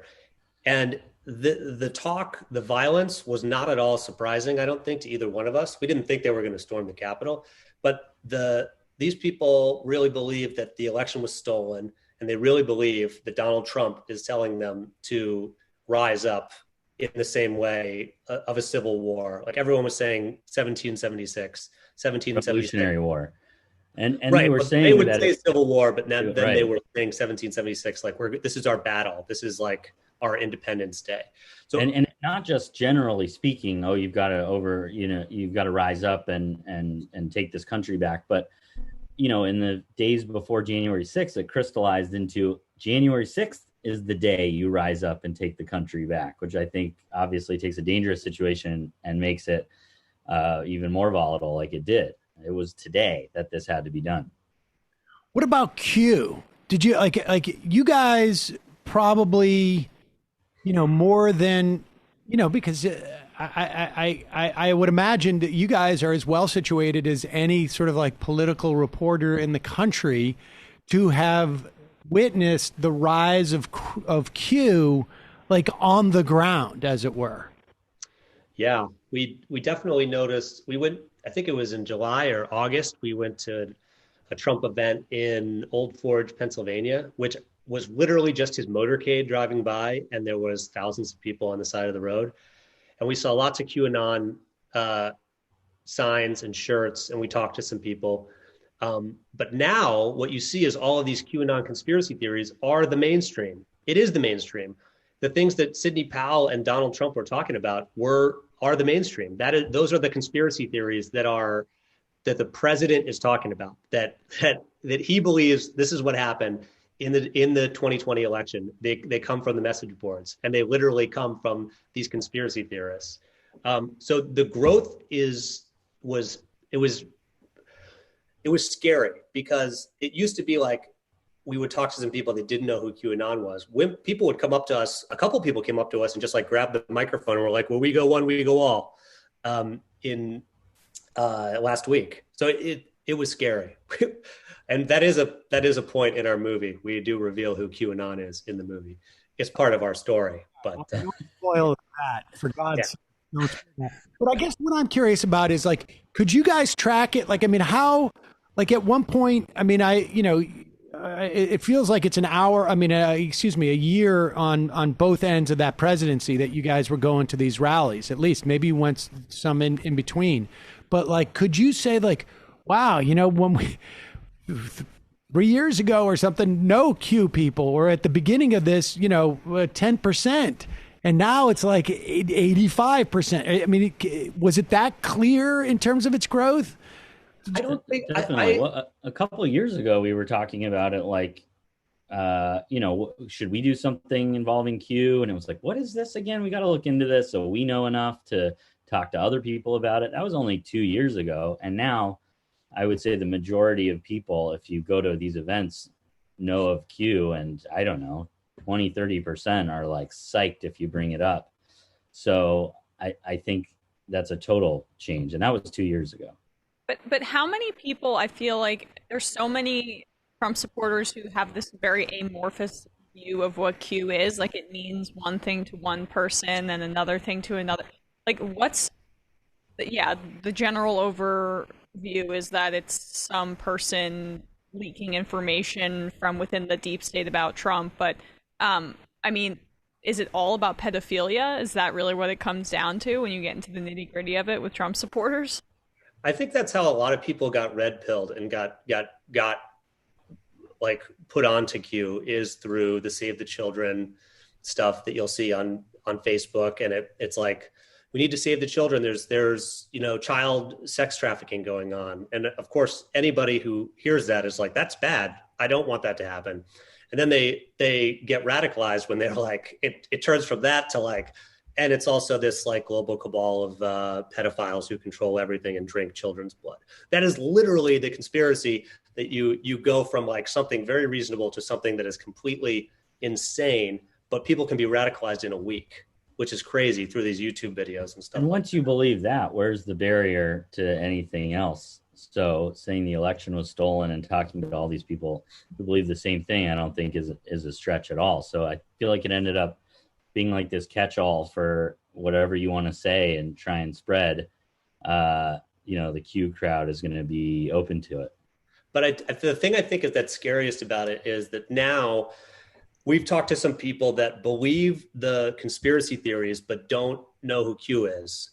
So that these conspiracy things are going into the mainstream of like Republican thinking, But it's not this. There's no head to the snake. It's no longer Donald Trump. It's no longer that Q is working with Donald Trump and they're figuring all this out. It's like, no, there's this conspiracy. There is this Illuminati type of thing that is controlling everything, and we have to fight them. And it's not Donald Trump anymore. In a lot of ways, that's even scarier. Like, it's scary to have a cult of personality, but it's also scary that like somebody online on a random message board is like controlling heavily armed people in the country. So wait a second. So if I understand you correctly, these conspiracies have now become untethered from even the origination, the origin story. It's no longer about Q. It's just about these sort of like second order conspiracies. Yes. But I don't think there's been a Q drop in over a month right now, I think. Who can be? Anybody can be Q. Like, I mean, right? Like, I could go on and pretend to be Q. Or, I mean, or you guys actually know who Q is, so I no, well, or it's JFK Jr., which is the big popular one, that it's actually JFK Jr. That's right. But it's the guy. I mean, isn't it the guy from New Jersey? I mean, the crazy thing is that the person, whoever it is, if the FBI knows who it is, they should be arrested for impersonating a government, a military person online and whatever. And now that's basically like, because of things they've said, they have incited violence. So it's crazy that they haven't been arrested. Q and you guys might want to be careful about impersonating. I know. Impersonate people. I don't know if you know what you've been up to. I mean, we're just catching up on what we've been up to. Yeah, I know. It's a little scary. No, it's just like the Q people got all their validation they needed from the Epstein story. And it's like, that's that kernel that has just completely spiraled into, now we're going to attack the Capitol and 5 people are going to die. Like, right. And building on Jason's point, I mean, some people still idolize Trump, but some people would say, Trump is the vessel, but this isn't about Trump anymore. This is about taking our country back. And that, takes on another level of scary. And when Trump reads from a teleprompter, like he did the other day, I think these people are like, he doesn't really mean that. We're good. We know what our mission is, and that's scary. Something over him, even though he's this ultimate alpha that also is standing up to the deep state. That sort of dynamic is something that like Limbaugh has been training a lot of those people to sort of accept, is like, they have to say this. And that's also you get with white supremacists too, where they say like, yeah, he had to go on and say he didn't mean, that white supremacists are good. He had to say it. Of course. But if you wait a week to say it, they're like, he's with us. That's okay. Let me ask you this lastly, because I'm fascinated about the Q folk. Did you have any sense of like what the relationship was between Q, people involved in this Q stuff and religion? Because that's so funny. I was just about to say that. The more I look at the QAnon stuff and after talking to people, there is a tie-in with religion. And I don't think you should look at it like you're trying to change someone's political belief. You should look at it like you're trying to get somebody out of a cult, or you should look at the way they believe in Q in the same way that somebody believes in God, because that's taken that part in their life. And a lot of it is faith, literal faith, because it's like a doomsday cult. He keeps making predictions. They keep not coming true. And then they double down, because that happens throughout history. People, the prediction doesn't come true. And guess what? The leader of the cult gets more followers. They become more fanatical about it. And having faith in the face of facts becomes almost like a badge of honor. It's like, I'm here till the end. And it's but it is Christian too. Like religion. It is a lot of the people that we talk to, they'll say like, they love QAnon, and they're also like, but I give all glory to Jesus Christ, our Lord and Savior, in the same breath. Well, and the Save the Children thing also ties in too. It's like that same, abortion fanaticism as well. Absolutely. A modality of thought. Once you have trained your brain to believe that there is a figure who is sending messages from high above that you can't see and can't identify, and you just need to trust in them, and everything's going to work out all right. Once you've trained yourself to sort of like structure your life around that, and it's just a question of who you're sliding in and out of that role at any given time, I think. Right. So it's going to be interesting to see what happens with Trump out of power with all these people, and how the QAnon, like if there's any more Q drops or if somebody else comes in, like how the fantasy, the live action role playing continues for these people. All right. So when is the movie coming out, A, or being finished? And then B, I'm curious as to like, what are you going to do now?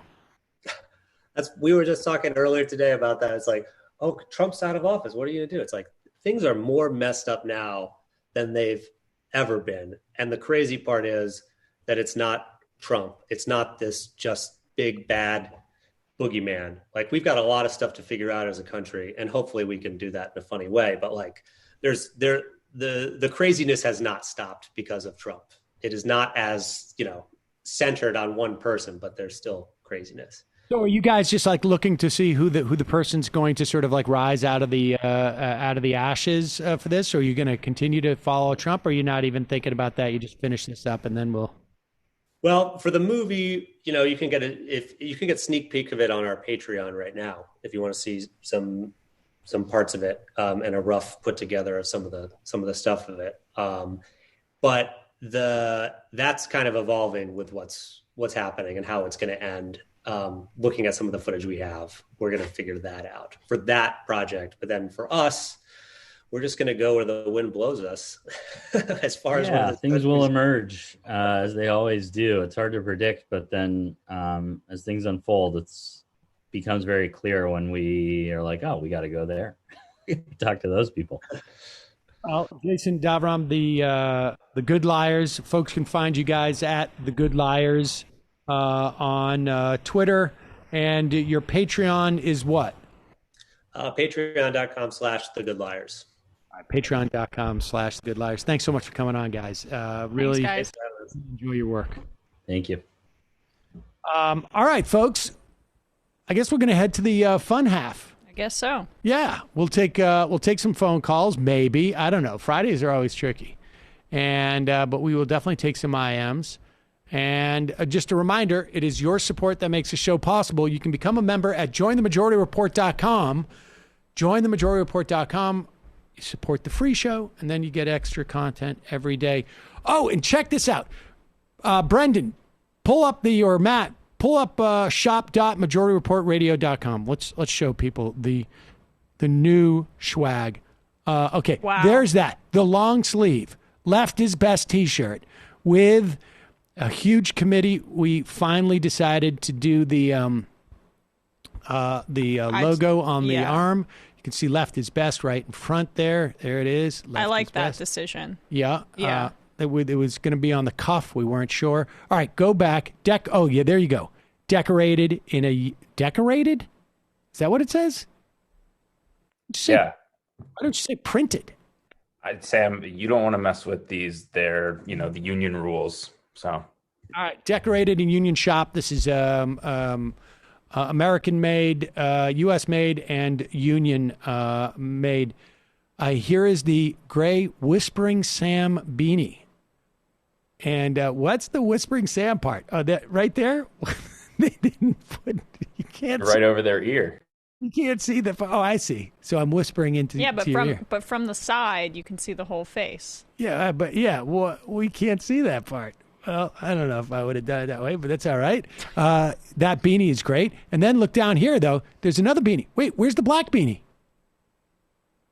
Don't we also have a black beanie without the Whispering Sam? I guess not. We really got it together. The merch division.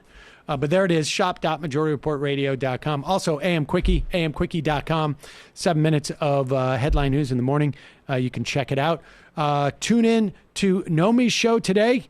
If you go to youtube.com, The Nomaki Show. And I don't know who's on today, but check it out, 3 p.m., youtube.com/The Nomaki Show. And Check out twitch.tv, the Antifada. Jamie and crew are streaming on twitch.tv like 3 or 4 times a week now. On Nomi's show, Simone Baptiste, Esperanza Fonseca, and maybe Natalie Schur will be on Nomi's show. Check that out.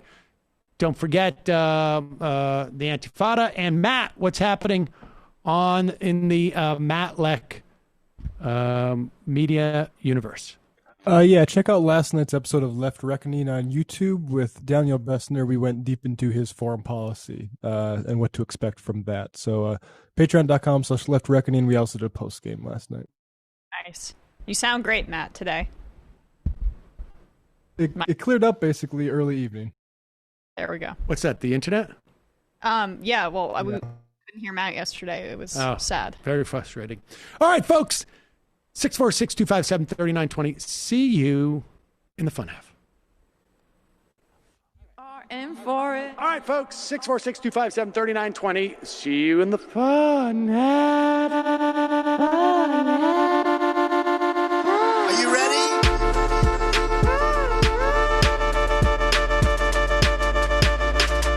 Who sent us this? Anarchy. Alpha males are back. Boy is back. And the alpha males are back. Just as delicious as you can imagine. The alpha males are back. Boy is back. And the alpha males are back. Just want to degrade the white man. Alpha males are back. I take all of it in my throat. Alpha males are back. Almost has what? The alpha males are back. You are a madman. And the alpha males are back. I am a total cunt. Can we bring back DJ Dannerky's song, please? Yeah, or a couple of them. Just put them in rotation. DJ Dannerky. Well, the problem with those is they're like 45 seconds long, so I don't know if they're enough of a break. That's fucking nonsense. Hey, folks, reminder. I do not have Parkinson's. And the alpha males are psych. Fuck 'em.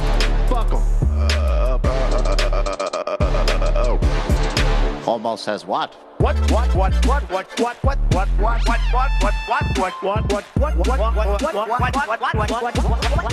Almost says what? Hell of a lot of bank. Hell of a lot of bank. Hell of a lot of bank. Hell of a lot of bank. Hell of a lot of bank. All lives matter.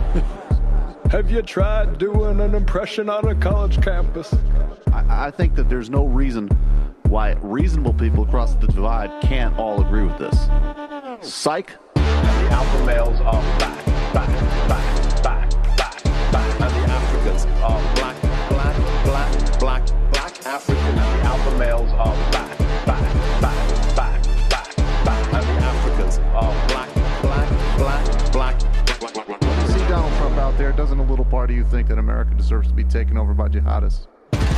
Keeping it 100. Can't knock the hustle. Come on! Fuck 'em. Fuck things I do for the bigger game plan. By the way, it's my birthday! Happy birthday to me, Jew boy! I have a thought experiment for you. And the alpha males are back.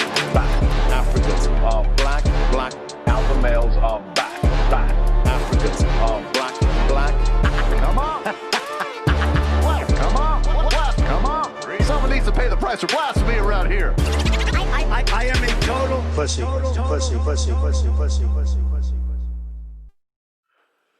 This is really infuriating. Really just infuriating. I guess it should be no surprise, but the Washington Post is reporting. Remember last week, we announced that the U.S. government had announced that it was no longer holding on to the reserve of second doses of the vaccine, that instead the idea was going to be get everything out there, get at least people single dosed, and then wait for the production of the second doses to come in. Well, they lied. The Trump administration lied? It's just like, this is just like one of those things where it's just like, why even bother at this point? It's not like it's like, the election was over. It's just these guys are just pathological. Yeah. So Washington Post reports states were anticipating a windfall after federal officials said they would stop holding back second doses. But the approach had already changed and no stockpile existed. When Health and Human Services Secretary Alex Azar announced this week that the federal government would begin releasing coronavirus vaccine doses held in reserve for second shots, no such reserve existed, according to state and federal officials briefed on the distribution plans.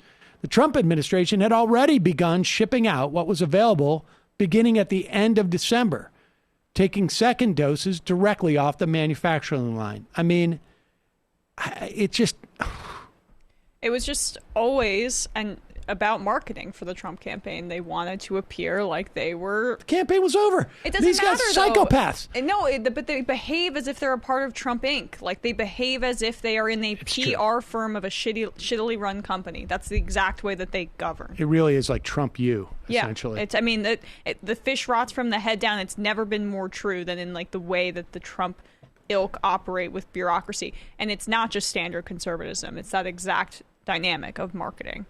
Bad marketing. Calling from a 406 area code. Who's this? Where are you calling from?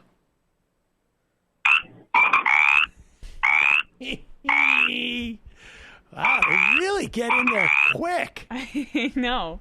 I wonder how it originates. Like, is it one guy who's just really right-wingers fund frogs to call into this show? That is nuts. A waste of money. Huge waste of money. Calling from a 978 area code. Who's this? Where are you calling from? Hi, Sam. This is Marge from Massachusetts.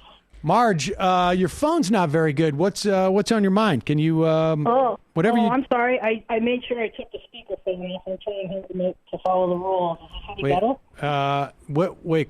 What are you talking on right now? Because for a second it was good, and then it just got really bad. I'm talking on an iPhone. Yeah, right there. Just keep it in front of your mouth. That's good. Okay, cool. Couple of things I wanted to say. First was I absolutely loved the 8th part of the Michael Brooks tribute series that you guys released the other day. It was fantastic. I think I spent the entire time laughing through it, and it was fantastic. I'm glad to hear that. Thanks. My second comment is that I'm becoming very dismayed by the online, I suppose I shouldn't be, because online tenor of voices of the left against each other lately, and it's been really, really toxic. And I'm wondering, if there's any way we can get some of these, leftists to stop hammering at each other and maybe start showing some teamwork. I mean, I think what's going on, to be honest with you, is that there's a group of people who are pushing a third party again. It's not the Greens this time around. It's the People's Party. And like Osita said, there's a dozen of these third parties out there. And, I am, I just, the way you build a party, it seems to me, is that you start locally, you win some local seats, and then maybe after a couple of years, you try and get you get a congressional seat or a state Senate seat or something like this. I think on some level, these folks just feel like the way to build this third party is to just sort of like get, enough people on Twitter or YouTube to support it. But I think that they feel that they need to undercut organizations like Justice Democrats and like, and sort of caucuses, if you will, like the DSA too. And the DSA, and they need to undercut them and say to build their own cred. And like I say, I have no problem with the development of third parties. I don't think that, when you're talking about federal elections, that they're even remotely effective, which is why they abandoned the Green Party and now moved on to another new party. And I would imagine 4 or 8 years from now, it'll be another new third party. But what they're doing is they see the existence of Democrats, nominal Democrats, working within the system to try and get power. They see that as a threat to their ability to grow whatever it is that they want to grow. So like when you're out there and you're saying Bernie's the establishment because he's head of the budget committee, isn't the point of... No, I get the point of all of that, but I'm also seeing commentary and snipping back and forth at each other that seems to be absolutely not related to that whatsoever. Well, I think ultimately it is. I mean, I think certainly a lot of that stuff devolves into it. But yeah, what specifically are you talking about? Well, I can talk about certain attacks, or I shouldn't even say attacks. I want to say certain, what's the word I want? Conversations that were being had between your show today and yes, Proud Socialist, who is I believe, a member of the People's Party and very vocally supports that. But I didn't, in the tweets that I saw, I didn't see, any critique of you're doing this the wrong way. I just saw a lot. He was calling AOC a centrist. That's what the whole conversation started off with. Yeah, so this is all coming from one small group of people. I mean, the point to... it doesn't feel small. It really doesn't feel doesn't, small. but that's because they have nothing to do but be online. I mean, I got to be honest with you. Yeah, I mean, I hear you. But even between, Benjamin Dixon and Brianna Gray a couple of weeks ago... I mean, I think he apologized. I might have missed it. I don't always get it because I don't follow all of these people. So I see some tweets and not some others. I apologize for that. But I'm just... It hurts me to see such. I mean, we should do it. We should try and find a way to. Look, cohesiveness on the left. The bottom. No, I'm ignoring it now. That's how I'm getting. The bottom line is that I think it's easy to look on Twitter and assume that this thing is bigger than it is. I mean, okay, yeah. I think A, but B, I mean, which is not to say that it's not real, but look, the bottom line is like the idea that there's going to be an elected leader or significant number of elected leaders elected to federal position who are to the left of AOC or Ilhan Omar or Jamal Bowman. I mean, I'm sorry.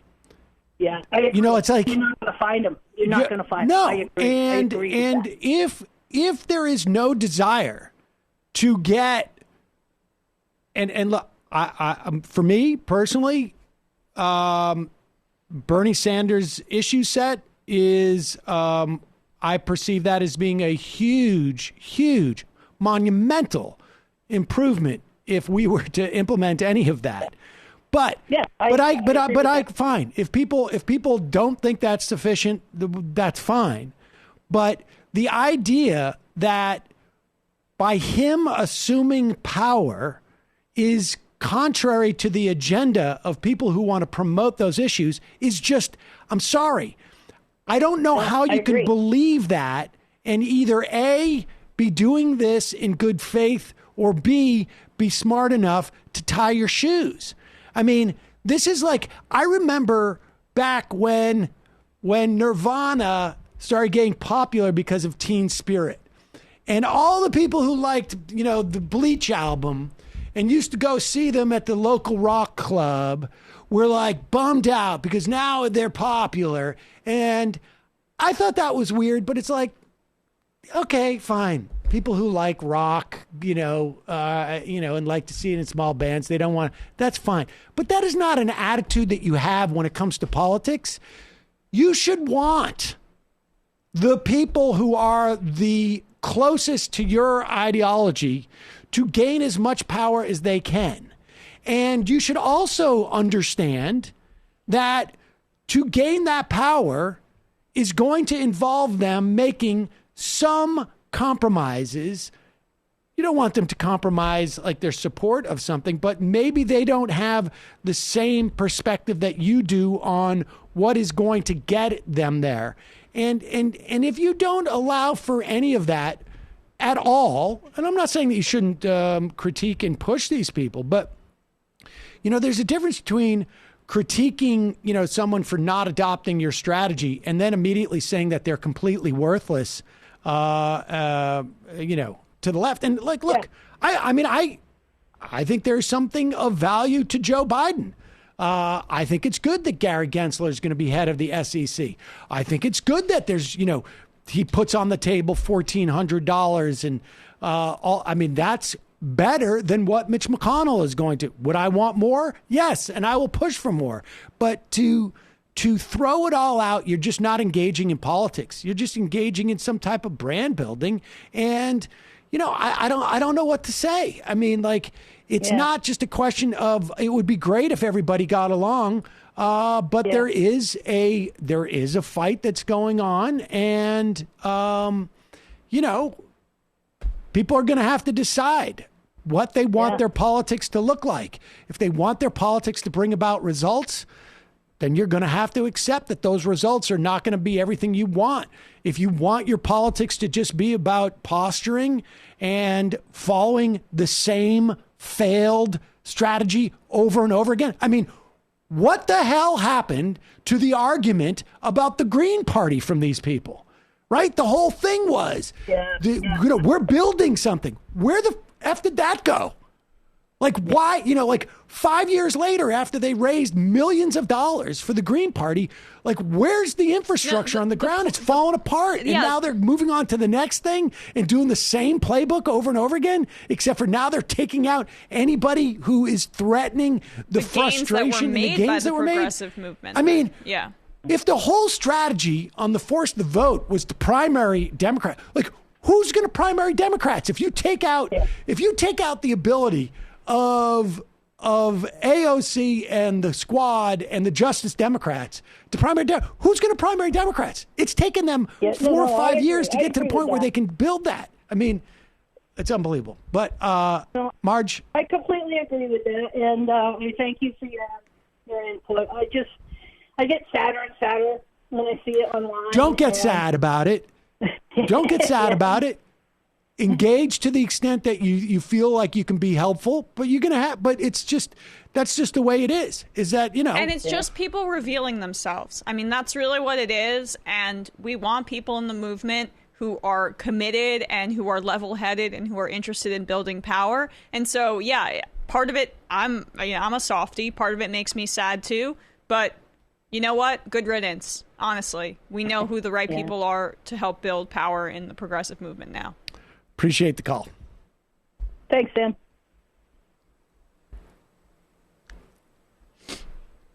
All right, one more call. Calling from a 412 area code. Who's this? Where are you calling from? I didn't mean to get that involved in that, but well, it's hard not to. It is hard not to.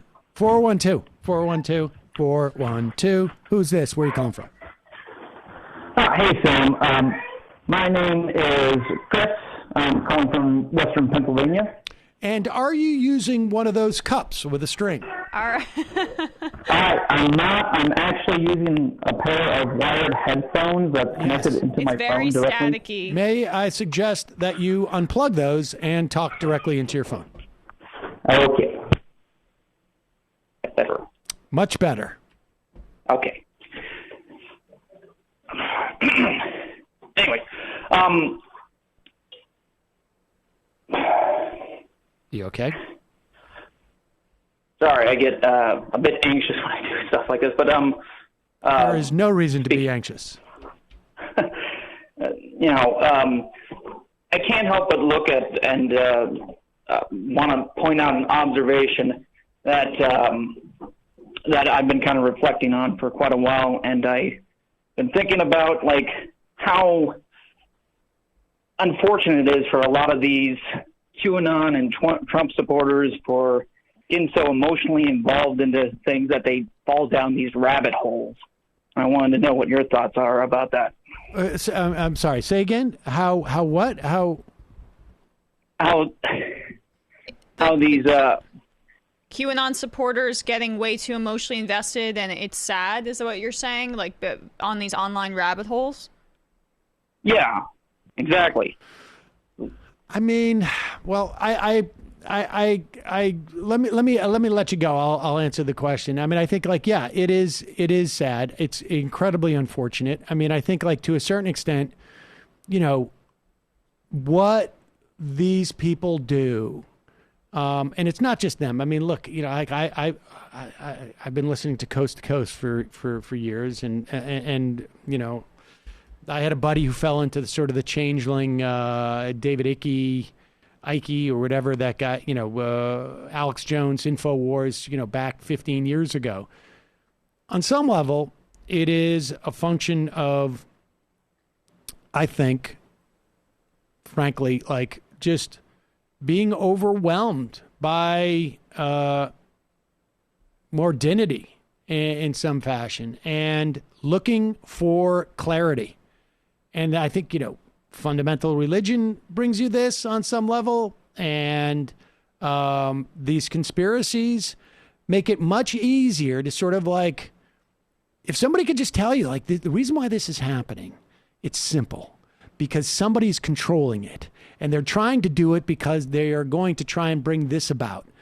I mean, I wish everything that we dealt with had such a lack of nuance. And that's what it is. It is a desire to just being able to sort of understand why shit is so messed up and how to deal with it. And it's a short circuit, essentially, and it's a way of basically just trying to, you know, not have to mess with the complexity of everything that we're dealing with at any given point. It's just an easier response.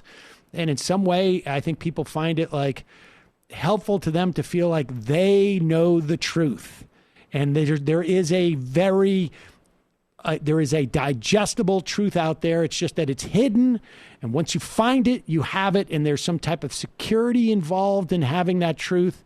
And it just makes it easier to operate on a daily basis if you feel like you have the truth. And it's like... and no one else does. I mean, that's part of it, too, where, like, if you feel alienated in society, it's a lot more uplifting for your self-worth to think that you're the one that has the knowledge. I think that's absolutely right. It justifies. All of a sudden, your alienation has a grounded, legit reason. I mean, and so, yeah, I mean, I think there is an element of it that is really sad. And a function of people having like an emotional, you know, problem on some level. And some of it is also how do people deal with the idea that, you know, there's a lot of this going on today. Like, should we play this just clip from let's play this clip from the Bad Faith podcast. And I'm going to concede, I haven't seen the whole podcast. They released this little clip, and it occurred to me, like, you know, they're talking about impeachment. And here is Bree Joy Gray makes the point, which I think is a good point, that at least in part, I mean, I think a big part of the impeachment, the reason why it was so easy and the reason why they got 10 Republicans was because a lot of these people are terrified and they're quite aware of the chances that there may have been essentially accomplices in their own Congress. And I think they were terrified. Remember, in the first day or two, Nancy Pelosi did not want impeachment. No. Did not. And there were members of the caucus, like the Oregon representative, who were saying, oh, this is too divisive. Like, absolutely. Absolutely. It was just the result of the trauma of the members that experienced it and outside leftist pressure that was like, no, this was horrific and we cannot let this go. Right. So just keep that in mind. That's a reality. Bree makes the point here that that they're part of the reason, at least I think part of the reason, maybe she thinks it's the whole reason, is to also she says stigmatize the Republican Party. And I would say, yes, you want to brand the Republican Party. I want the Republicans to pay a price for, well, frankly, I will want them to pay a price for everything I've witnessed over the past 25 years. But, well, 30, 40 years. But in this instance, in terms of what is politically viable, you want them to pay a price for their association with Donald Trump. You want them to pay and leverage it. If there's 10 Republicans who are going to vote against Donald Trump, that means that there is another cohort of Republicans who are going to pay a political price for voting with Donald Trump on the impeachment. You drive a wedge. So you drive a wedge. Exactly. And so she says this, and then Greenwald, and again, this is a guy who I've had respect for in the past. 100%. Says something that is really akin to what, like, you know, a Dave Rubin point would be. I read something somewhere that is completely irrelevant to what the Democratic elected officials do. However, it's indicative of a certain amount of grievance that I'm going to say is I'm going to project onto these people. It's bizarre. Part of the reaction, the desire to call it a coup, the desire to use words like insurrection, the desire to impeach Trump at this stage is because Democrats want to make sure this has a long-term political cost, not just a kind of like legal cost or to use this in a shock doctrine moment to expand surveillance state or what have you, but to say we want this to stick. We want to stigmatize Republicans with this for the long term. First of all, I'm not entirely sure that the motive of all Democrats or most Democrats is what you said. I think that's probably the motive of some. I think part of the motive here is yes. Okay. Now, that is, who knows? I don't think there's a monolithic.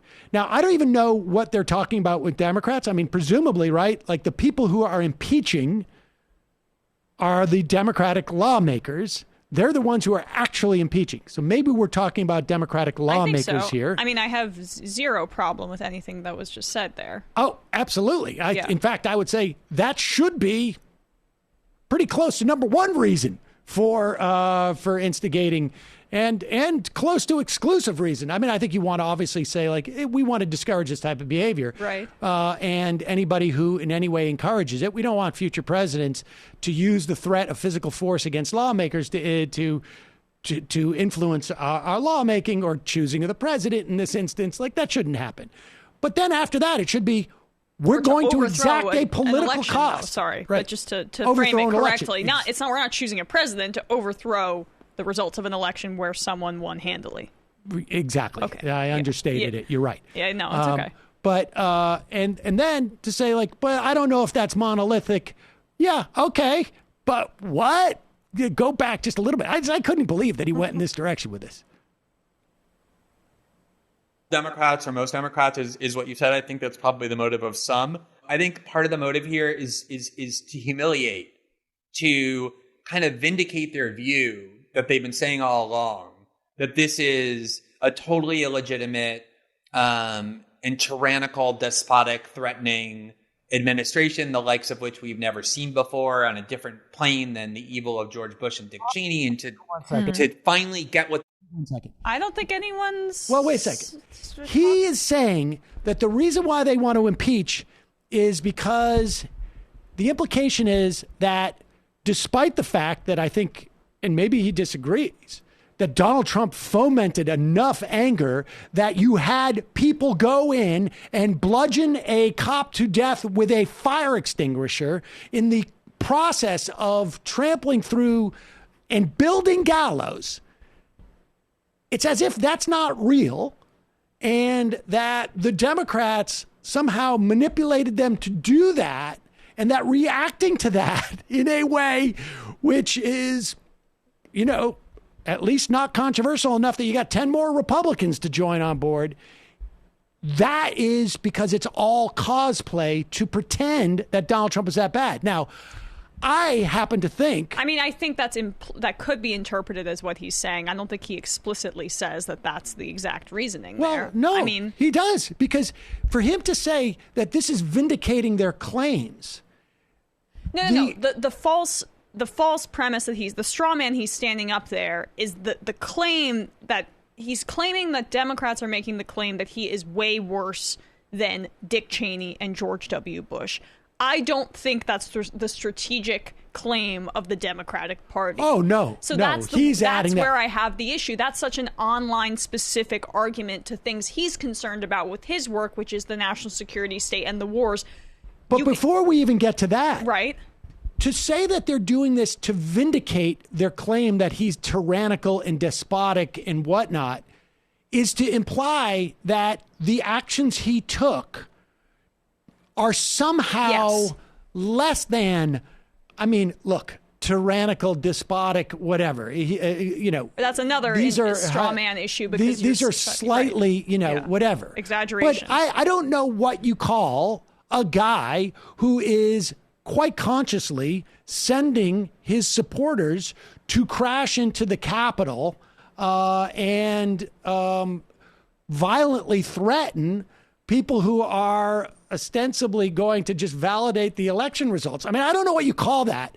Maybe the issue is you shouldn't call him despotic. You should just call him rude. Or you shouldn't call him tyrannical. You should just call him super aggressive, whatever. It's semantic arguments. The implication is that Democrats need to gin this up to justify themselves.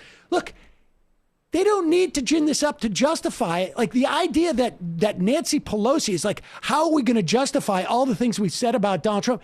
Joe Biden's president. They're moving on to the next thing. That's why they didn't want to impeach. That's why they Biden don't want to publicly said that he doesn't want impeachment because he wants to focus on his agenda, whatever. Who talked about Donald Trump as being uniquely horrible more than Joe Biden? And so, maybe there's some commentator somewhere who did.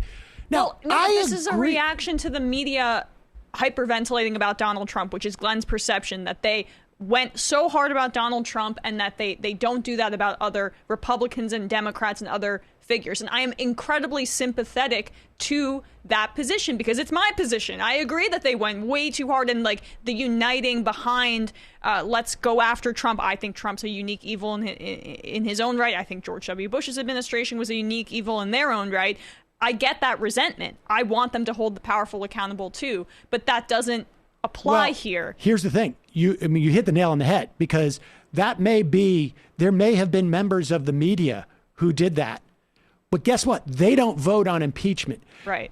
But here, this whole thing of conflating, on one hand, and we see right wingers do this all the time. Oh, well, okay, maybe Jim Jordan is up there, or maybe Ted Cruz is up there, or, telling people to get involved in armed insurrection. Dan Crenshaw is doing this, literally making action figure movies that are where he's But Demi Lovato was rude. Exactly. Right. But some celebrity, the woman who played Grace and Will and Grace was a real dick to me on Twitter. What? Nah. But continue, because that's exactly the argument he makes. He doesn't go and cite Nancy Pelosi saying, something. He cites somebody. Another elite institution is somehow a blob that's engulfed by these other elite institutions. It's just one big thing. Right. Continue on with the clip. And tyrannical, despotic, threatening administration, the likes of which we've never seen before, on a different plane than the evil of George Bush and Dick Cheney, and to finally get what they've wanted for so long, impeaching him, removing him from office, even with 3 days left, is kind of like a satisfaction of that thirst for vengeance and to humiliate his movement. This is an article in The Atlantic, kind of the pinnacle of liberal smugness, by Caitlin Flanagan. And this is in her first paragraph how she describes the people who went to this Capitol event. She said, here they were, a coalition of the willing. Deadbeat dads, porn enthusiasts, slow students, and MMA fans. They had heard the rebel yell, packed up their Confederate flags and Trump banners, and GPS their way to Washington. After a few wrong turns, they pulled into the swamp with bellies full of beer and sausage McMuffins, maybe a little high on Adderall, ready to get it done. I think that a lot of what's going on is that these people know that they are scorned and looked down upon by the ruling class elite, especially the one that's about to really take over in a way that's almost unchallengeable. And the more you humiliate them and make them feel powerless, the more you take away from them their ability to organize and express that rage, it's going to find an outlet in more destructive ways. And that is, I think, something I'm that I think is really worth worrying about. So that's that exact conflation. I hadn't even seen that clip Right. yet. Yes. Right. No, Okay. that is the conflation there. On top of which, But we should say though quickly that is a horrible paragraph by that Atlantic writer. absolutely. Yeah, I don't know who she is. It's quite possible that maybe she is the one who dictates what Nancy Pelosi does.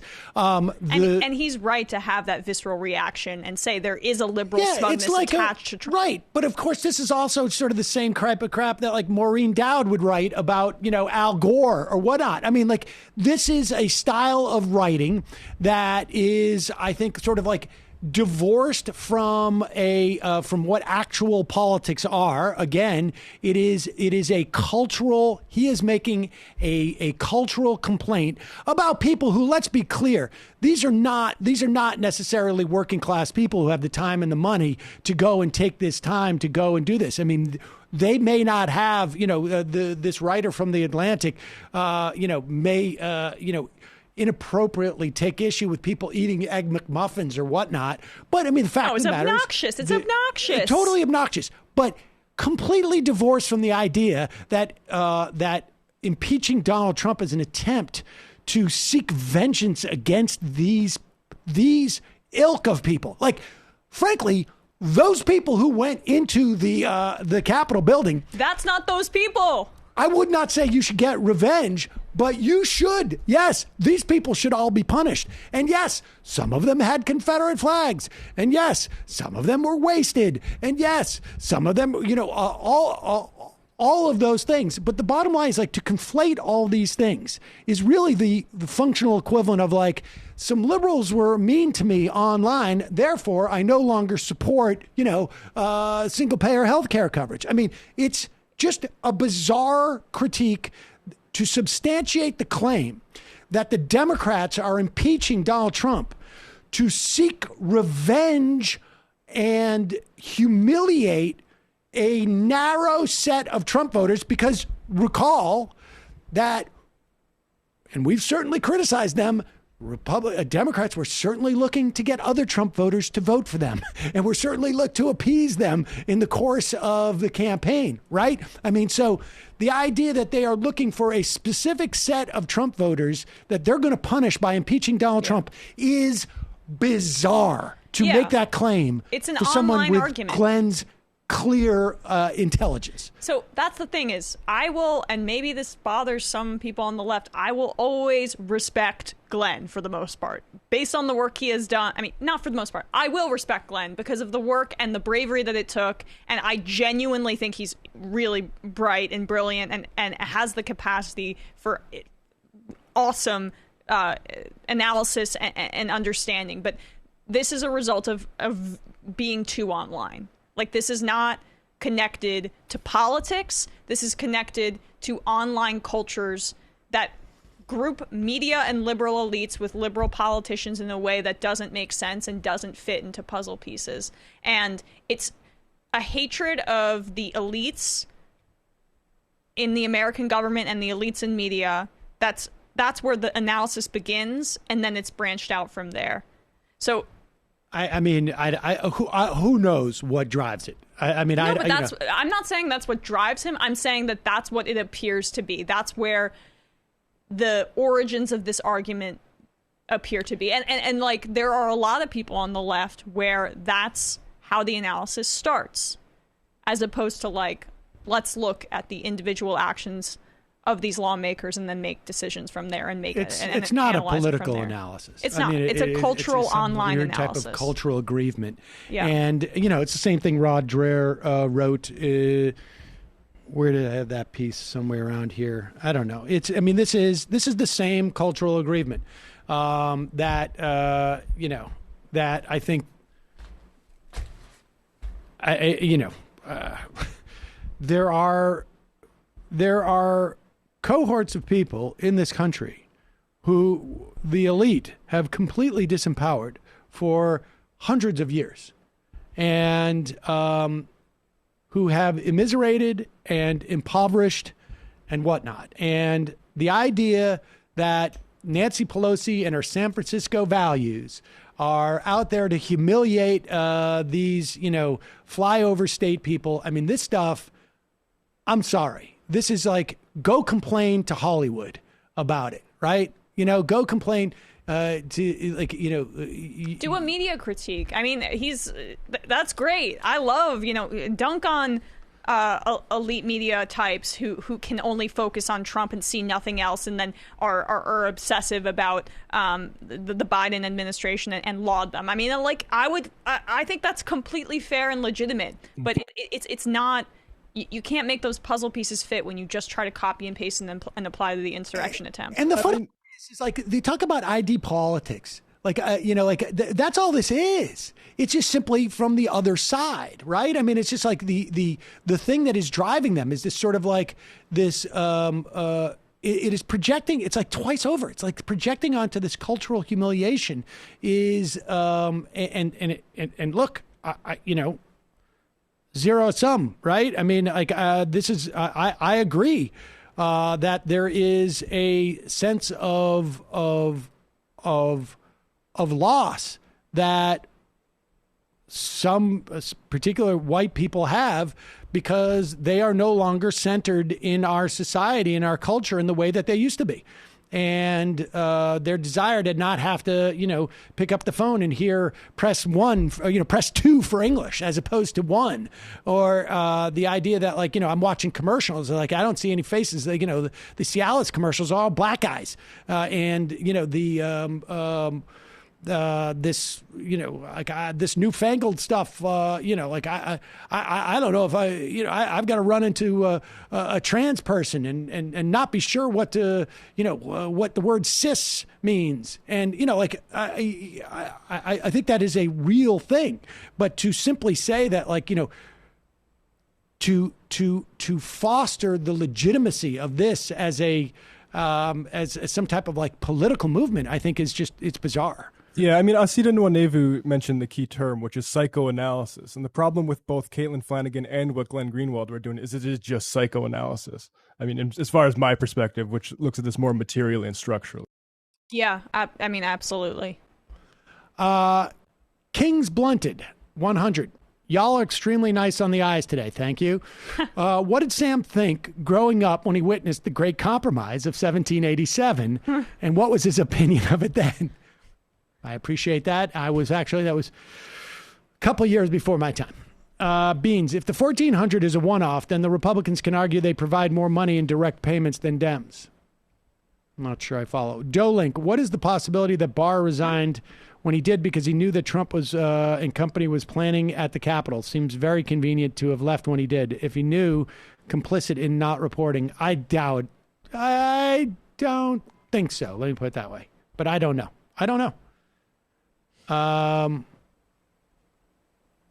BB Teach, I cannot make head nor tails out of this. Mikey Colorado, nice new merch. You know what would be awesome? Left is best onesies. Oh yeah, for the kids. Yeah.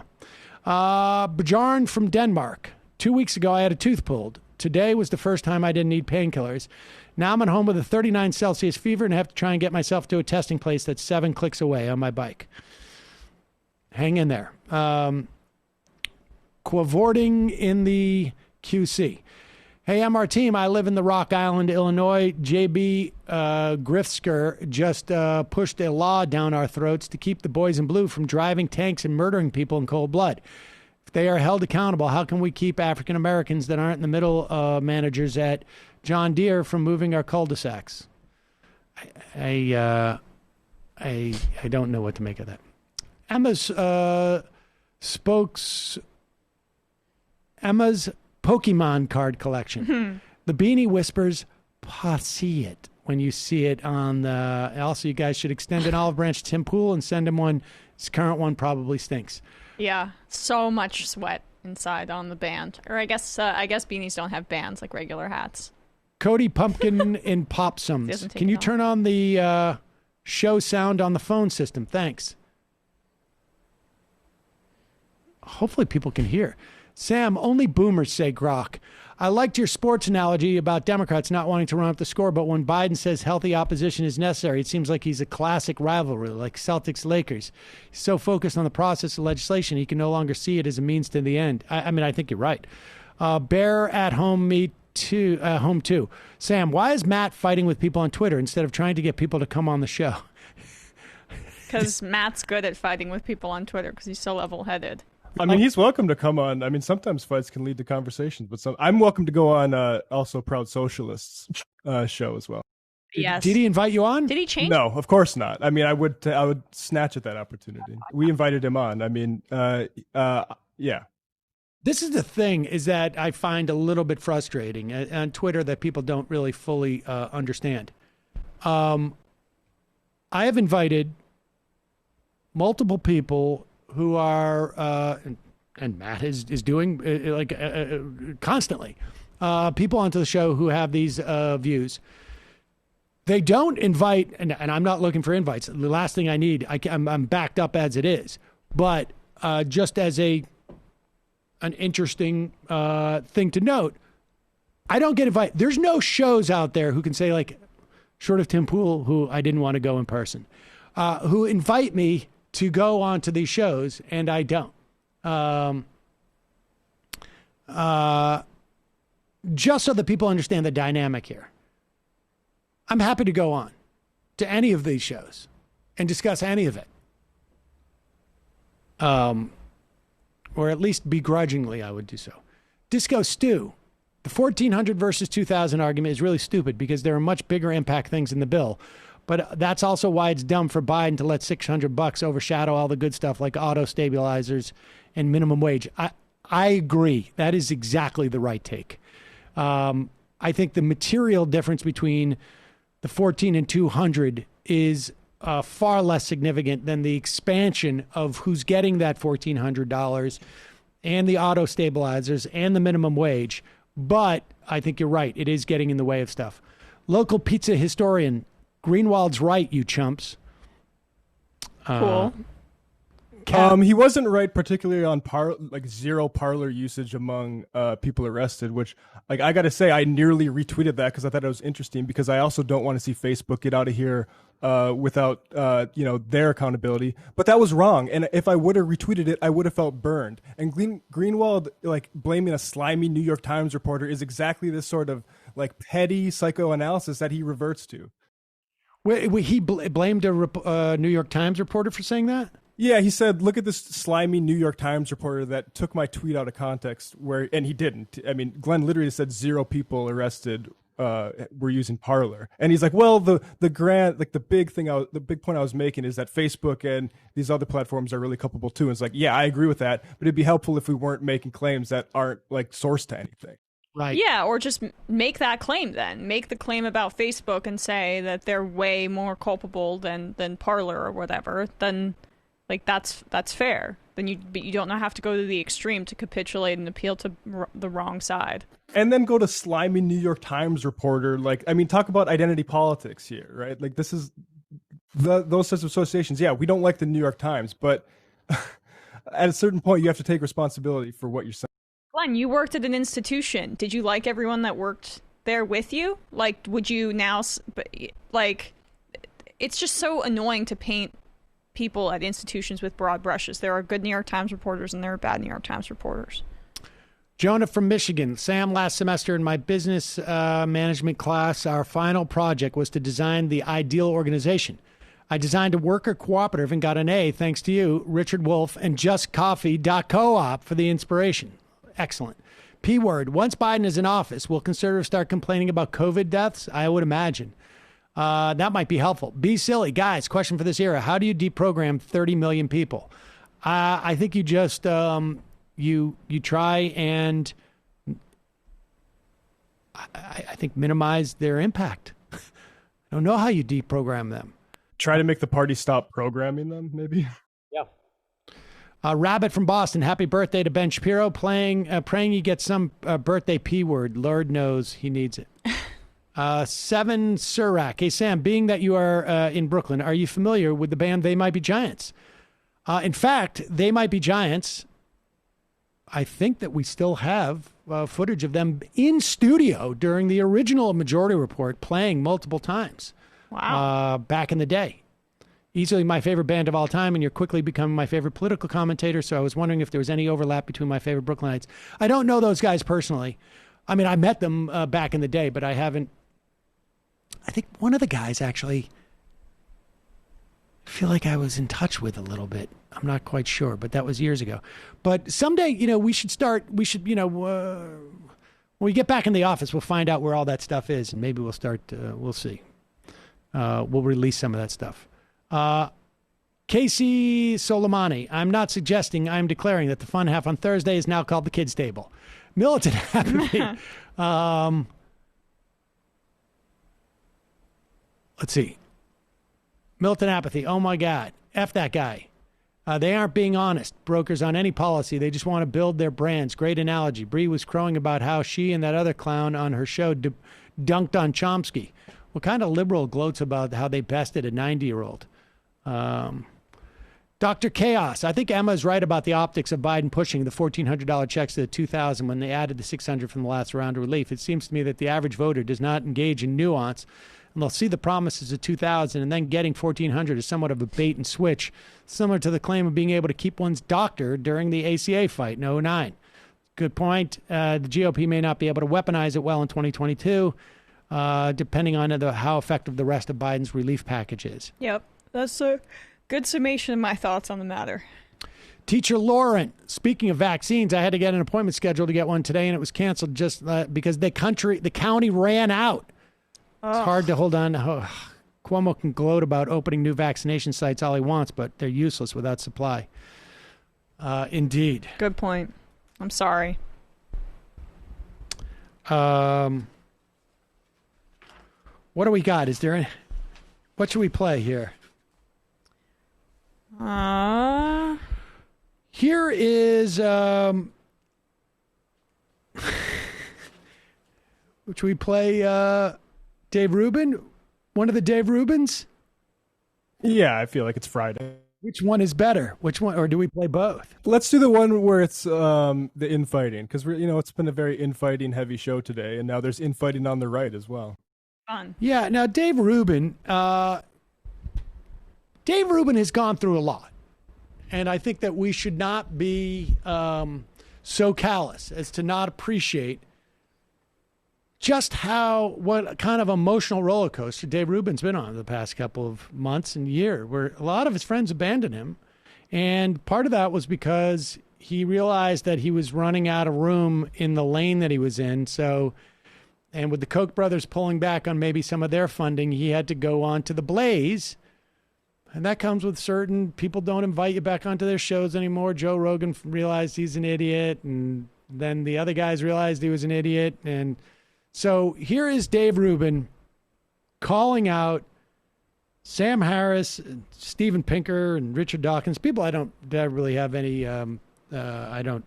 brief for, but he makes a similar type of argument as Glenn Greenwald does in many respects, which is this is not about Donald Trump. This is about a vindictiveness towards Donald Trump's supporters. And, I have seen a tremendous amount of people that years ago I thought were my political allies, some pretty big lefties like Sam Harris and Steven Pinker and Richard Dawkins. Now, this is sort of a sidebar, but it is sort of interesting to me that they're all well-known atheists. But I've seen all of them sort of cheering on the fact that Trump got banned. And once you start doing that, what you're saying is, okay, we should also cheer on, in effect, I don't want to put words in their mouths, but in effect, you're also cheering on that his supporters should be banned. And of course, what that will do, as I said earlier, was it'll be an ever-expanding list of people that should be just taken out of polite society. But what do you expect to do with these people? Like, unless you want to jail them and deport them and or kill them, what do you think should happen to these people? If the ideas that they hold are so horrible. And again, let's remove Trump from this. Let's remove Trump as the main actor and the main mover here. If you're right, you tolerant liberals, that these people are so bad and they're enablers and all of the horrible things, well, then what is it that you really think we should do with them? And this is how authoritarian regimes rise. No. Well, wait a second. We got to go back. We can't start at the last thing because Okay. he goes from saying that these people, and again, I'm not defending these people, but he goes from saying that these people are happy that Donald Trump was banned from Twitter, and then extrapolates completely on his own. I know. Are you suggesting these people should all go into death camps who are supporters of Donald Trump? Yeah, I hate to break it to him, but being banned from Twitter is not an action by the United States But they're not government. even saying that his supporters should be banned from Twitter. They haven't addressed their supporters at all. Yes, I mean, there was a purge of QAnon tweeters and white supremacists on social media accounts. So you had like pretend lefties on the internet saying, I lost all these followers, or you had Barry Weiss saying, I lost all these followers overnight. This is cancel culture. So there was that. But the terms of service of Twitter, like, I do think there's an issue with the oversight for these social media companies. That's a separate conversation. That has nothing to do with the government taking action and putting them into death camps. He makes that leap because it's the same thing that Tucker Carlson does. The actions of these tech companies are not akin to the government doing it. It's just not the same. But he's just desperately trying to create this again, this false, he's projecting onto people to create this false sense of aggrievement. I mean, it would be the equivalent of me saying, like, Dave Rubin disagreed with Donald Trump being banned from Twitter. My question to him is, why is he celebrating white nationalism? I mean, like, why is he trying to platform white nationalists? Now, just so coincidentally, I mean, he's done that. Yeah. But the leaps he takes here is like it's the same. It's like, well, Donald Trump has been banned from Twitter. People agree with that. How can I actually make this about something that people don't agree with? That we should be rounding up Trump supporters and putting them in camps, right? Like, it's going to take me almost 30 seconds of meandering and just jibber jab till I get there. To make that leap. And I'm just posing a question. I have a update because I watched Rubin Report last night after Left Reckoning, and he's still on this. And here's where this argument has evolved to now. Administration, as opposed to if it had been will be slightly guarded by a Biden administration, as opposed to if it had been a Bernie administration, might have been just like all hell breaking loose with all that stuff. But I'm not even sure what I mean by that. Like, I don't know what would be too radical where, you know, Joe Biden would be like, no, that's too much. I mean, Joe Biden literally was saying that men who identify as women should be in women's prisons. I mean, so it's like, oh yeah, he's the moderate, guys. And again, this is what I was telling all of my good liberal friends, guys, you're just ushering in all of the stuff that's going to destroy everything you care about. It's going to destroy science and STEM and all the corporate boardrooms you care about, and we're going to hire. I thought that was interesting. All the corporate boardrooms you care about? Yeah, I guess he's talking to Eric Weinstein. No, he's talking to Eric Weinstein. In his mind, who's like, you know, science and STEM and of course, everyone knows that that once it's going to destroy all the things you care about. You were so adamant that cisgender males be imprisoned with cisgender males that now that's going to be destroyed. Like, what? Like, who is like sitting around going like, I'm adamant that our prisons have cisgender prisons only. Like, what? Yeah, he needs a co-host or something, because him just talking to the camera, he gets lost in his own thoughts so easily. It's really true. He gets very... But is he really lamenting, like I think he is, like, hey, guys, your boardrooms might get diversified if you don't stop this wokeness here, right? Like, in all of the stuff that's going to destroy everything you care about. It's going to destroy science and STEM and all the corporate boardrooms you care about, and we're going to hire people based on the color of their skin and not the content of their character. Oh, and it's that guy, Martin Luther King. It's his birthday coming up, right, on Monday, and he wouldn't have been happy about all this, but he's old school, forget about him. What are you talking about? Martin Luther King Day's on Monday. We're going to have to endure all of those Republicans disingenuously appropriating him for their own fascist ends. All right, one quick phone call. Calling from a 916 area code. Folks, that's all our time for our calls today. Who's this? Where are you calling from?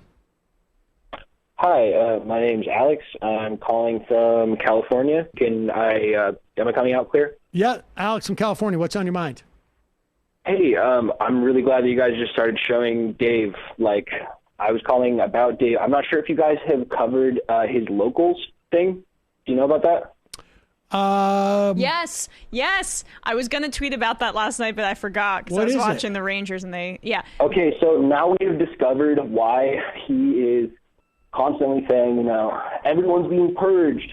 That's why it's been his grift that he's been running for years. Maybe this even explains why Donald Trump had a conversation with him. It looks like he's built his own subscriber-based model for Tulsi Gabbard, independent media producers. And Tulsi Gabbard, I guess that's why she didn't drop out of the race and was just running around on all these right-wing online media darlings podcasts. Yeah. She is their first big announcement. Come see Tulsi TV. Pay Dave money. So I thought that you'd be interested in the fact that he launched this all the way back in 2019, and he's just been slowly waiting for the big purge. So I guess this is his moment, and he's advertising it round the clock on his Twitter. Wow. So just wanted to call in and let you guys know. Have a good one. Thank you. Business. Good businessman. I mean, good grifter. Yeah, look. Farmer Phil just signed up to start administering the vaccine. Hope to start soon. Hope the Biden administration get the infrastructure in place. Just me too. All right, we're going to do 10 of these, then we're going to get out of here. JJ Cool. Hey, Sam, what would you recommend as to the number of forks a household should have? You weren't on the fun half yesterday. I had anxiety for not having enough forks. Well, it's really a function of how many people are in the household. Yeah. I mean, I think I live in the studio, so I would say I generally like 4 times the number of people. Okay, I've got 6 little ones and 6 big ones. Oh, you got plenty. Gons, Emma, did the Doughboys steal all your forks? I don't know. I guess this is a big deal. Neutrality is best. Highly recommend Robert Evans at LRightOK on Twitter as someone to bring in to talk about the extreme right and insurrection. His podcast, written work, and put him up there. Yeah, we've gotten a lot of suggestions of that. We get that's I write okay, by the way. Gay frog caller, former resistor and proud socialist Ryan Knight, triggered by TMR producers and throws hissy fit, wants to go on crystal ball for validation. Shelby from Phoenix. I knew the vaccine rollout would be a disaster. The government needed to start preparing last summer. My first nursing job was giving flu shots at walk-in clinics. They hired for winter in midsummer. The government could have done the same thing and scaled up. Yeah, I know, of course. Anti-fascist secretary, my advice to the caller who's upset with bickering on the left: 1, log off, do something, anything to advance your political goals in the material world. 3, I decided that Timmy Bohr isn't part of my 2021. Going great so far. Good for you. Nice. A Square. Sam always on point with the guests today and yesterday. Guess Atwater did not invent the dog whistles. If we only had invested the same energy and intent on reconstruction that was put into lifting structural racism infrastructure, but more than half of the country has always rejected reconstruction. Based on the events of last week, it's still a great percentage. You've been saying for like 15 years plus that we're going to end up here, a mad cult leader looking for a leader. Do you think this will finally split the Republican Party? No. New Keynesian nincompoop, sorry, but this bill is garbage beyond the $1,400 check. $25 billion of rent assistance covers a little over a third of back rent.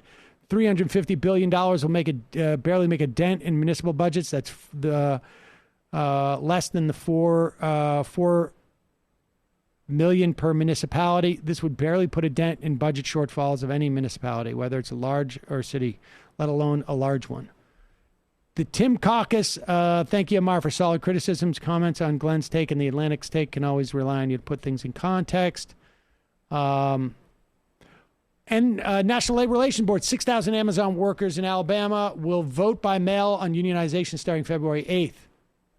All right, 3 more. Damien, Sam is correct with the Nirvana analogy. I was literally one of those kids. I believed that this unknown band was special to me, and once the jocks in my school started liking them, I felt like something special about me was taken away. It took me a long while of growing up to stop saddling other people who don't even know me with my sense of myself.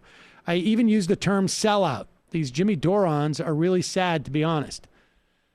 God, I love Nirvana too. I mean, I know that's not unique to me, but I just wanted to say that out loud. I had a huge Nirvana phase too, where I wore a lot of flannels, had a big poster of Kurt Cobain in my room, got into the conspiracy theories about his death. Was he alive at that time?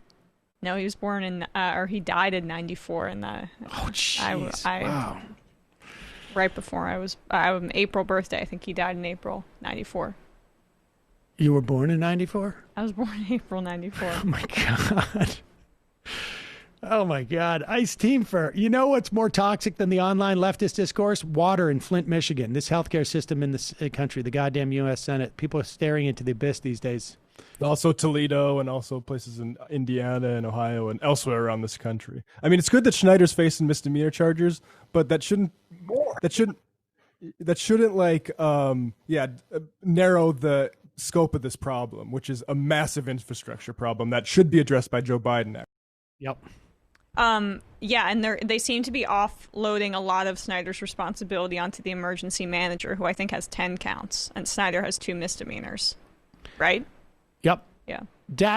Matt from New Jersey. Dear Matt Leck, please continue to eviscerate Ryan Knight and his tweets with his own past tweets. And no one knows who this guy is. No, Loud New York. I But think Matt by is impeaching him twice does make Trump look like he will be the worst than other Republican presidents from the past. Impeaching him once did that too. Yeah. I don't think we should reject people for the movement. To build real power, we need everyone on the left, especially when the left doesn't have much power. In the main, I agree with that. But when you start... So let's not throw AOC out. When you build your power on the left by attacking anybody on the left with some power, I just don't think that you're helping that goal. That's the problem. I mean, initially my perspective on the whole force the vote thing was, again, like, I don't know if the ask is the right one, but I was like, let 1,000 flowers bloom. But as soon as it was clear that he was using this to leverage as a way of attacking the squad, I was like, forget it. Yeah. I got duped. Alexis 485, beyond a digestible truth, the draw of QAnon is that you become the protagonist. You are the one who knows the truth, and with Q, you are the one decoding messages, solving the conspiracy. It's true. It's like what's that catch a kill? I can't even remember what it is. The what? Hunt a killer? Yeah, Hunt a killer. It's like Hunt a killer. I think with things like, for example, Marxism, that class is the engine of history, which is abstracted from subject. But with things like Q, you are the engine with your posts. That's true. You're involved. And the final IM of the day and the week.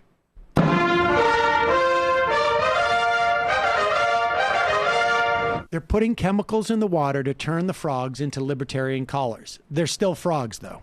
All right, folks. Have a great week. Matt, Brendan, Emma, Jamie, good job this week. We will have a new show for you on Monday. It will not be live, however. Great conversation with Gerald Horn about MLK. And then we'll probably tack on our traditional MLK package of audio, which you're sure not to want to miss. We will see you next week. It might take all the strength I got to get to where I want, but I know somehow I'm gonna get there. I was